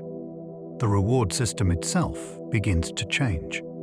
There is a growing sense of satisfaction, in completion, in order, in stability. What once felt like restriction now begins to feel like groundedness. For many, this sense of order is not about control for its own sake. It is about protecting what matters. With time, conscientiousness feels less like effort and more like devotion. Neuroticism usually declines later in life. Anxious thoughts do not disappear, but their grip softens. Repeated exposure to loss, uncertainty, and change teaches the mind that it can survive emotional intensity. The body gradually stops reacting to every uncertainty as an emergency. Stress hormones settle more quickly. The space between trigger and response becomes a little wider. That space makes room for choice. Many older adults report a deeper ability to let small things go without swallowing them. They save their energy for what truly matters. There is also a quiet shift from rumination to acceptance. The mind slowly trades the question, "What if everything falls apart?" for the gentler question, "Even if it does, will I still be here?" With that recognition comes relief. The nervous system trusts itself more. That trust feels like peace. Certain personality traits predict happiness more than income does. Long-term studies across many places suggest that emotional stability, optimism, and kindness are more powerful predictors of life satisfaction than wealth, once basic needs are met. People who can soothe their own distress, reframe disappointment, and connect warmly with others tend to report higher well-being even without high status or luxurious surroundings. This does not mean money is meaningless. Comfort matters. Safety matters. But after a certain point, temperament determines how experience is interpreted. Two people can live through the exact same day, yet one remembers support, humor, and small pleasures, while the other remembers insult, exhaustion, and threat. The way the mind filters reality becomes the climate in which happiness survives or withers. In that sense, well-being is not only about what happens, it is also about who is there inside to meet what happens. Gratitude practice can increase agreeableness over time. When a person repeatedly pauses to notice what they appreciate, the spotlight of attention slowly shifts. Irritation and resentment are not denied, but they are no longer the only story. The nervous system becomes more familiar with warmth. Feelings like tenderness and respect become easier to access. Over time, people who intentionally practice gratitude tend to become more patient in conversation, more forgiving after conflict, and less quick to assume the worst in others. Biology reflects this. Hormones linked to bonding rise. Stress responses settle more quickly. The result is not fake cheerfulness. The result is an easier time extending understanding. The inner posture tilts away from defensiveness and toward cooperation. What begins as a quiet nightly habit becomes a true personality adjustment, one that makes gentleness easier to offer and easier to receive. High curiosity predicts lifelong learning. Curious minds treat the unknown not as a threat, but as an invitation. That attitude encourages constant engagement with new ideas, new people, and new skills across the entire lifespan. Curiosity activates reward pathways in the brain, giving a small burst of pleasure each time something is discovered or understood. This makes learning self-reinforcing. It also protects against stagnation. People who remain curious tend to adapt better because they are used to updating their beliefs. They are also more resilient because they can turn hardship into a question and then turn that question into growth. Memory stays richer because new information keeps arriving. Empathy can even deepen because curiosity about the world so easily becomes curiosity about other human beings. The result is a personality that stays awake, flexible, playful, and alive, even in later years. A strong sense of purpose can buffer neurotic tendencies. Anxiety thrives in uncertainty without meaning. When a person feels guided by a purpose, even a small one, worry loses much of its ability to dominate attention. Stressful events are no longer just discomfort. They are steps within a path. Physiologically, this changes how the body responds. The stress response is still activated, but it does not spiral as easily. Focus returns faster. Recovery happens sooner. A clear reason to act gives the mind something steady to hold, which quiets rumination. Purpose also directs energy outward, towards service, craft, protection, or creation. That outward movement interrupts cycles of self-criticism. In this way, meaning becomes emotional scaffolding. It does not erase fear. It simply gives fear somewhere safe to lean until it can breathe again. Compassion training can increase altruism in measurable ways. When a person spends time actively practicing compassion, even in guided imagination or meditation, specific regions of the brain involved in understanding the feelings of others grow more responsive.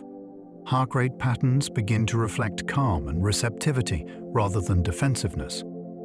Over weeks and months, this inner training begins to alter outward behavior. People become more patient in conflict. They interrupt less. They comfort more. They give without needing credit. This generosity is not about politeness. It is about nervous system readiness.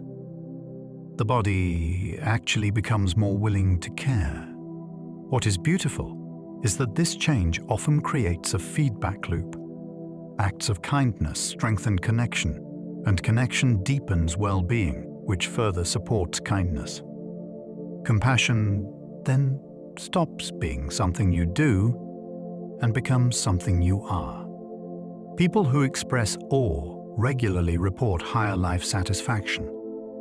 Awe is the feeling of standing before something vast and realizing you are part of it. It can arrive in the presence of a mountain or a galaxy, but it can also arrive quietly while watching sunlight move across a floor. In moments of awe, self-concern softens. Time stretches. Breathing deepens. The mind stops gripping and starts receiving. Studies suggest that people who allow themselves to feel awe frequently experience less stress, more generosity, and a stronger sense that life is meaningful. This sense of wonder changes how they interpret everything else. Frustrations feel smaller. Gratitude feels larger. Even loneliness eases, because awe reminds the mind that it belongs to a world that is enormous, ancient, and alive. In this way, awe is not just an emotion, it is medicine. Personality affects how you interpret randomness and coincidence. Some people encounter a strange coincidence and feel that the universe is communicating. Others encounter the same coincidence and think only about probability. These differences in interpretation reflect stable styles of thinking and feeling. Individuals high in intuitive or imaginative styles tend to weave synchrony into story. They see alignment, meaning, guidance. Individuals who favor analytical thinking and structure tend to see chance, statistics, pattern noise. Both approaches are deeply human. One style transforms uncertainty into narrative comfort. The other style transforms uncertainty into logical calm. The way a mind explains an unexpected alignment of events becomes a kind of mirror. It reveals whether that mind rests more easily in wonder, or more easily in control, or moves somewhere gently between the two.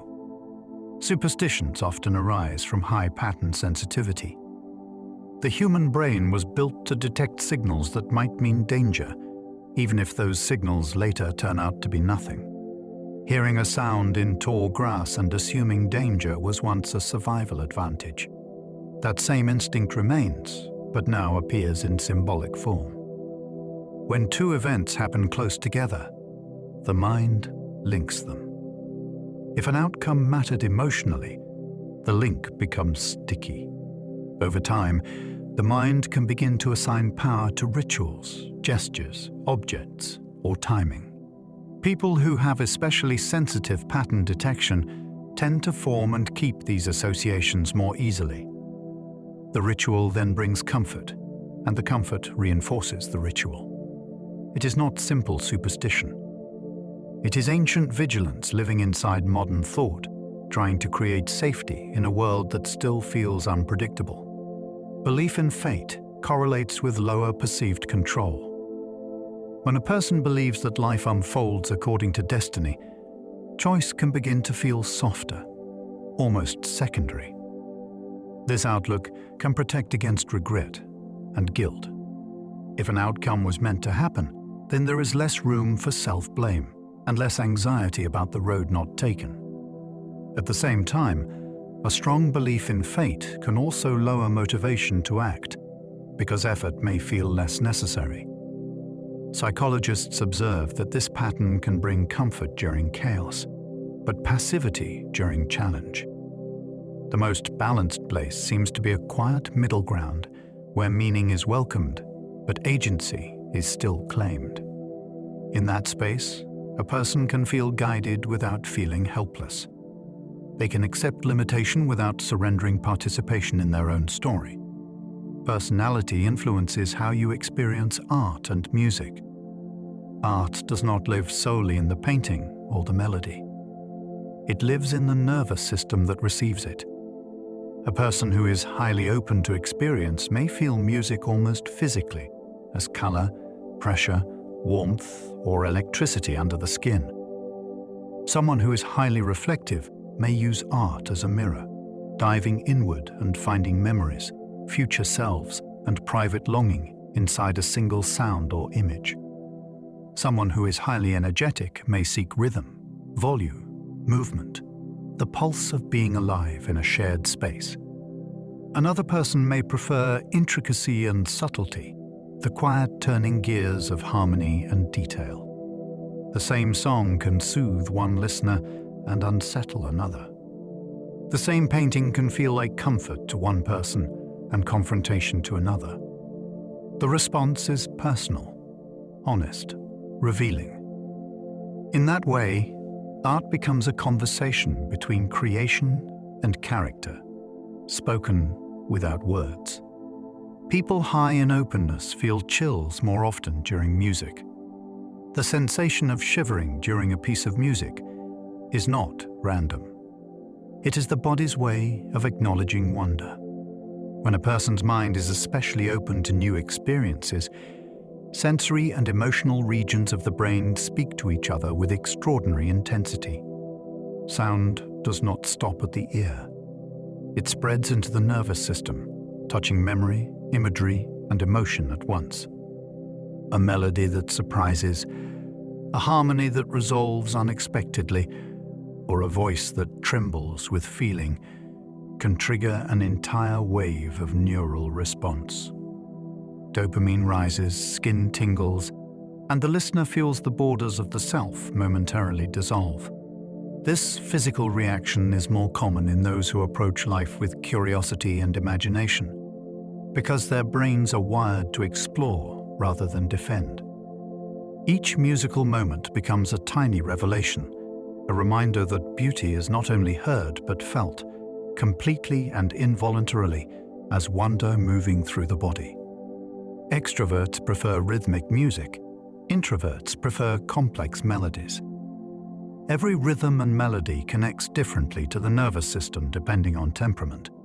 People who draw energy from social connection often gravitate towards songs that pulse with steady, driving beats. The repetition mirrors movement and interaction, activating motor regions that link sound to motion. Dancing, tapping, and singing along release oxytocin and dopamine, enhancing pleasure through shared experience. Those who find their energy in solitude, by contrast, tend to favor intricacy over rhythm. Their attention drifts naturally toward melody and harmonic subtlety, where reflection replaces motion. They often find deeper satisfaction in the shifting tension and resolution of complex music, where the mind can wander and the emotions unfold inwardly. Neither preference is superior. Each reflects a distinct way of balancing stimulation and serenity. Through music, the brain rehearses its favorite state, either the outward pulse of connection or the inward flow of contemplation that defines its sense of home. Personality shapes how you interpret abstract art. Standing before abstraction reveals as much about the observer as about the canvas. When the mind meets color and shape, without literal meaning, it must create its own. People high in openness often feel exhilarated by this freedom. Their brains activate imagination networks that fill the unknown with emotional and symbolic detail. They experience abstraction as possibility, a mirror for their own creative thought. More structured personalities, however, may experience mild unease at the absence of order. They search instinctively for recognizable forms, for a sense of control. This difference is neurological as much as psychological. The creative mind thrives in ambiguity, while the organized mind thrives in clarity. Yet both can find beauty there, if approached gently. Abstract art becomes a dialogue between chaos and comprehension, an external test of how comfortable one is with uncertainty and how willing the self is to find meaning where none is offered. Humor preference reveals emotional resilience. The way a person laughs tells the story of how they cope with difficulty. Those who find joy in clever or absurd humor often use laughter as a form of reframing, a neurological reset that turns threat into play. The act of finding something funny releases tension in the prefrontal cortex and amygdala, soothing emotional intensity and restoring perspective. Dark or ironic humor, when genuine rather than cruel, can signal deep emotional flexibility. It shows that the mind has learned to survive distress without losing its sense of perspective. Gentle, empathetic humor reflects comfort with vulnerability and an ability to share feelings safely. Humor, in all its forms, builds resilience because it reconnects the rational and emotional systems after stress has pulled them apart. A single moment of laughter teaches the brain that lightness can coexist with truth, and that even pain can be softened by the shared breath of amusement. Those high in agreeableness prefer harmony in both art and relationships. The same neural circuits that respond to social cooperation also respond to musical consonance. For people who prize empathy, forgiveness, and unity, harmony itself feels rewarding. Their brains interpret smooth blends of tone and gentle color as symbols of safety and trust. Harsh dissonance can create discomfort, mirroring the unease of conflict in human connection. This is not about taste alone. It reflects a physiological link between sensory and social processing. The same systems that light up when people reconcile after disagreement may glow in response to chords that resolve gracefully after tension. Even visual art with flowing lines and balanced symmetry tends to bring comfort to those whose temperament favors peace. For such individuals, art is more than expression. It is emotional alignment. It satisfies the same craving that drives them toward kindness, mutual understanding, and the quiet rhythm of coexistence. People high in conscientiousness prefer structure even in aesthetics. Order, proportion, and intention hold deep appeal for those who value discipline and reliability. In art or music, this translates to an appreciation for balance, rhythm, and careful design. Structured forms reassure the mind that patterns exist and that effort leads to coherence. This is the same reward mechanism that encourages organization in daily life. Predictability offers calm, not boredom. Each measure of music or stroke of symmetry feels like a conversation between precision and patience. Neuroscientists find that conscientious individuals show stronger activation in brain regions linked to planning and pattern detection when they encounter organized beauty. Structure to them is not cold, it is promise. It tells the nervous system that meaning can be built piece by piece, that complexity does not require chaos, and that beauty itself can be a form of order translated into color, form, and sound. Creative personalities are more likely to experience flow states. The state known as flow, when time disappears, thought becomes effortless, and awareness merges with action, is most common among people who live comfortably within imagination. Their minds are skilled at tuning out self-consciousness while sustaining focus. During flow, the prefrontal cortex temporarily quiets, reducing the voice of inner critique. At the same time, dopamine increases, enhancing motivation and pleasure. Creativity thrives in this equilibrium between concentration and freedom. Artists, scientists, athletes, and even skilled listeners can experience it. The brain behaves like a perfectly tuned instrument, each region harmonizing with the others in rhythm. This state can feel spiritual, yet it is grounded in biology. The more a person practices curiosity and openness, the easier it becomes to slip into that timeless awareness where effort fades, and the act of creation feels less like work and more like remembering who you are when the world is silent. Flow feels timeless because self-awareness quiets down. During deep immersion, the internal clock loses its authority.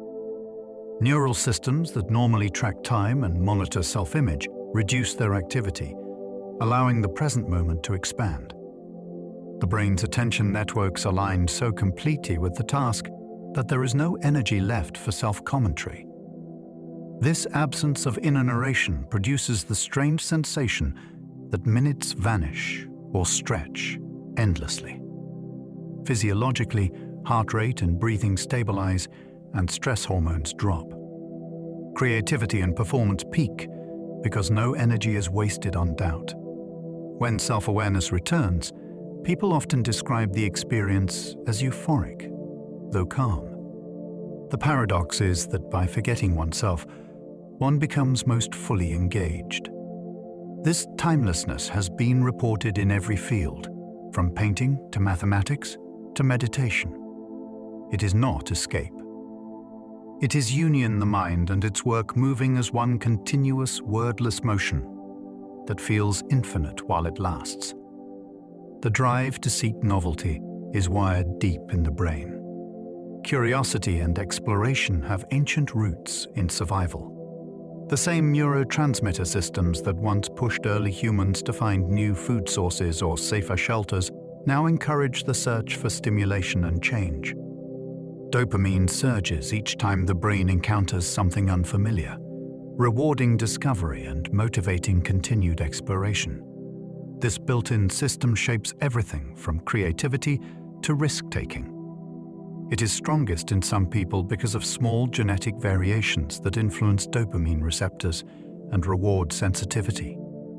For them, monotony feels stifling, and the unknown feels alive. Novelty-seeking has guided migration, invention, and art for tens of thousands of years. It is both impulse and inspiration. At its best, it drives progress and wonder. At its most unrestrained, it can slip into recklessness.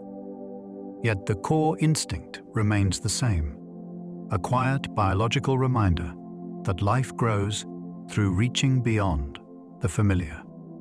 Adventure-seeking may have evolved to spread human genes.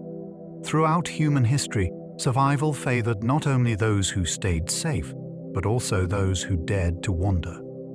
Individuals drawn toward exploration carried traits that allowed populations to expand into new lands, adapt to changing climates, and meet unfamiliar challenges.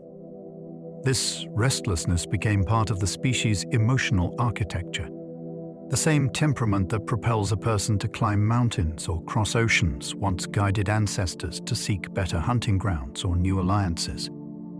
Biologists have even traced this pattern to subtle genetic influences linked to dopamine regulation, which shape how rewarding novelty feels. While not everyone craves adventure, those who do often act as catalysts for collective growth. Their risk becomes everyone's inheritance. The human story itself is a record of curiosity moving outward, written by hearts that refused to settle and minds that felt most alive at the edge of the unknown. Personality influences dream content and recall. Sleep does not silence the self, it amplifies it. During rapid eye movement stages, the emotional centers of the brain remain active, while logic and inhibition sleep.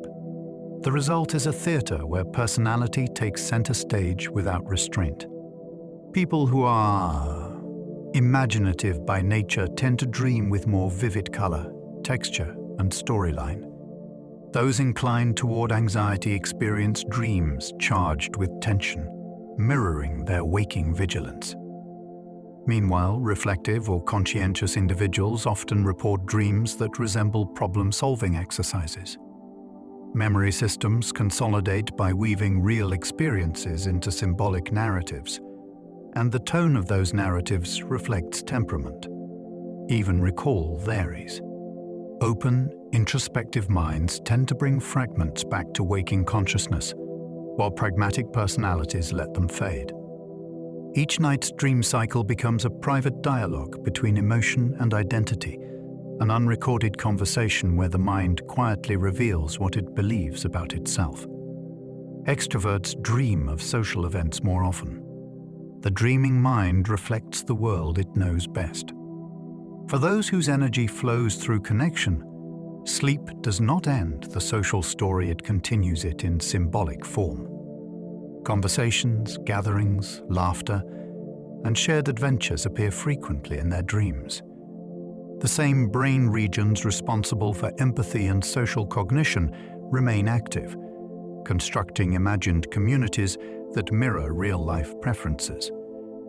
Extroverts often process their relationships and experiences through this nighttime stage play, rehearsing future interactions or revisiting recent ones.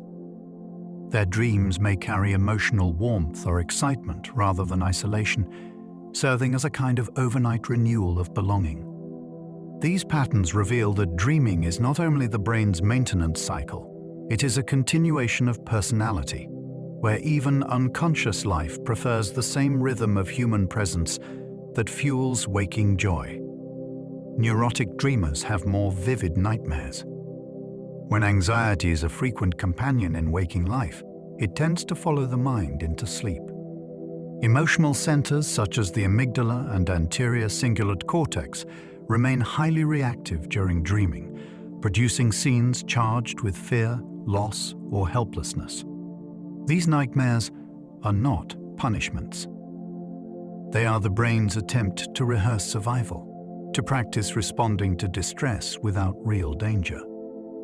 Unfortunately, high emotional sensitivity can make these scenarios feel intensely real. People who experience chronic worry or rumination often wake with the same tension they fell asleep with, their bodies having lived through simulated turmoil. Yet these dreams also offer opportunity. By reflecting the mind's hidden conflicts, they create openings for awareness and healing. In therapy, understanding recurring nightmare themes often reveals the unspoken fears that drive waking patterns, transforming even distressing dreams into guides for emotional growth. Creative people experience lucid dreams more frequently. Lucid dreaming, the state in which a dreamer becomes aware of dreaming and can sometimes influence events, occurs more often in individuals with highly imaginative minds. Studies suggest that creative thinkers have greater communication between conscious and unconscious processing networks, allowing awareness to slip across boundaries more easily. In waking life, they navigate imagination fluidly in sleep. That same flexibility grants access to the dream world. Lucid dreams can feel astonishingly vivid. The dreamer might choose to fly, to compose, to explore. This heightened state activates both sensory and reasoning regions simultaneously, blending fantasy with logic. Many artists and scientists have drawn inspiration from such experiences, where invention feels effortless and emotion feels boundless. Lucid dreaming is not only a curiosity, it is a testament to how porous the walls of consciousness can become when imagination trusts itself fully, even in sleep. Some personality traits predict how likely you are to sleepwalk. Sleepwalking is a strange twilight state where parts of the brain remain asleep while others awaken. Research shows that people with strong tendencies toward impulsivity or external stimulation are slightly more prone to it. Their arousal systems activate more easily, even in rest, pulling the body into motion while the conscious mind remains unaware. Genetics play a role, but temperament influences triggers. Stress, irregular sleep, and emotional overload make the phenomenon more common. This behavior reveals how the mind and body sometimes negotiate control unevenly. The sleeper walks through the dark in partial awareness, as if personality itself is stretching between worlds. In morning light, memory often vanishes, leaving only traces of mystery. The event serves as a reminder that consciousness is not a single state, but a spectrum, and that even in sleep, temperament continues to write its signature. People high in openness recall dreams in greater detail. Memory and imagination intertwine during sleep. Those who live with curiosity and introspection tend to retrieve dreams with remarkable clarity. Their attention naturally lingers on internal experiences, which helps them notice and retain fragments upon waking. The hippocampus, responsible for storing new memories, shows heightened activation in such individuals during rapid eye movement sleep, allowing images to imprint more deeply. When morning comes, those imprints feel like vivid narratives rather than fleeting sensations. This tendency makes dreaming an extension of creative life. The same openness that fuels artistic expression during the day enriches the symbolic storytelling of night. Vivid recall can nurture insight as people recognize emotional themes or unresolved thoughts emerging from beneath awareness. Remembering becomes a form of self-study, a gentle way of learning the language the mind uses when words are asleep. Your sleeping posture can reflect emotional states. The way a body rests is a kind of silent language. People who curl inward often display protective instincts or high sensitivity. Those who sprawl openly across the bed tend to feel secure and assertive. Researchers studying sleep posture note consistent links between position and emotional tone. Fetal positions correlate with anxiety and cautiousness, while back sleeping aligns with confidence and openness. Of course, posture changes through the night, echoing the day's events. Tension in shoulders or hips may mark unspoken stress. Relaxed limbs often signal emotional peace. The body tells the truth the voice might not, revealing how safety feels from the inside out. Sleep positions are not destiny, but they are clues. They show how the unconscious body negotiates comfort and exposure, wrapping the self each night in the shape of its current story. Dream patterns may subtly shift after personality change. When the waking self evolves, the dreaming self follows. People who undergo major transformations through therapy, spiritual growth, or life events often notice changes in their dreams. Symbols once dark or chaotic grow calmer. Repeated nightmares lose their grip. Themes of control or fear may give way to exploration and curiosity. The mind updates its emotional scripts to match its new state of being. This shift is measurable. Sleep studies have shown that consistent personality growth alters the frequency and tone of rapid eye movement activity, as if the brain is relearning how to imagine safety. The dream world becomes a reflection of healing, showing progress long before it is fully recognized during the day. Night after night, the unconscious rehearses this newfound balance, gradually teaching the self that peace is not unfamiliar. It is finally being remembered. People who journal their dreams often become more self-aware. Recording the imagery of sleep strengthens the bridge between unconscious and conscious thought. The act of writing stabilizes fragile memories, transforming fleeting emotion into language the waking mind can study.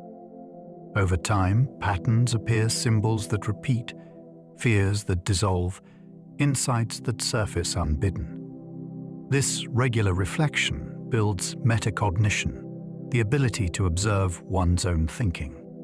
It also enhances creativity, because the practice invites daily contact with imagination.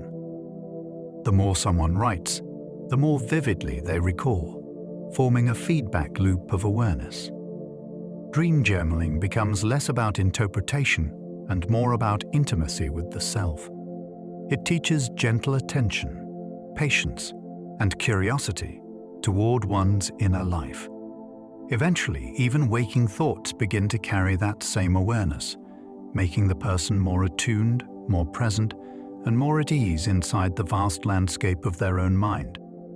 Personality is a lifelong conversation between biology and experience. A self is never static. Every moment, genetics and environment speak to each other in quiet molecular dialogue. DNA provides the structure, but experience edits the script, turning genes on or off through chemical signaling. The brain rewires in response to every encounter, every lesson, every kindness, every pain. Over the decades, this interplay creates the evolving pattern that others recognize as personality. It is not destiny written in the body, nor choice alone. It is a collaboration between what is inherited and what is lived. Even in late adulthood, the conversation continues. New relationships, loss, learning, and love keep shaping emotional tone and temperament. The miracle is not that personality changes, but that it can change endlessly, while still remaining recognizably itself, a continuous voice growing wiser with each echo of experience. The mind is a galaxy of its own, unfolding and rearranging with every breath you take. Inside you lives a chorus of memories, instincts, choices, and quiet transformations, all whispering together to form the voice you call yourself. There is no single version of you, only the endless conversation between what was given and what was learned, between the body's design and the soul's response. Personality is not a mask nor a cage, but a living landscape that shifts like the sea, shaped by wind, time, and light. Each thought that drifts through your head tonight is a wave rolling across that sea, soft and unhurried. Each breath you take is a tide, drawing you a little deeper toward rest. If you enjoy these quiet journeys, I invite you to like, subscribe, or share a thought below. It helps others find their way here too, one sleepy soul at a time. But for now, just breathe. Let your thoughts grow light. Let your body sink into the stillness waiting beneath you. And let the waves carry you gently into the dark. Good night.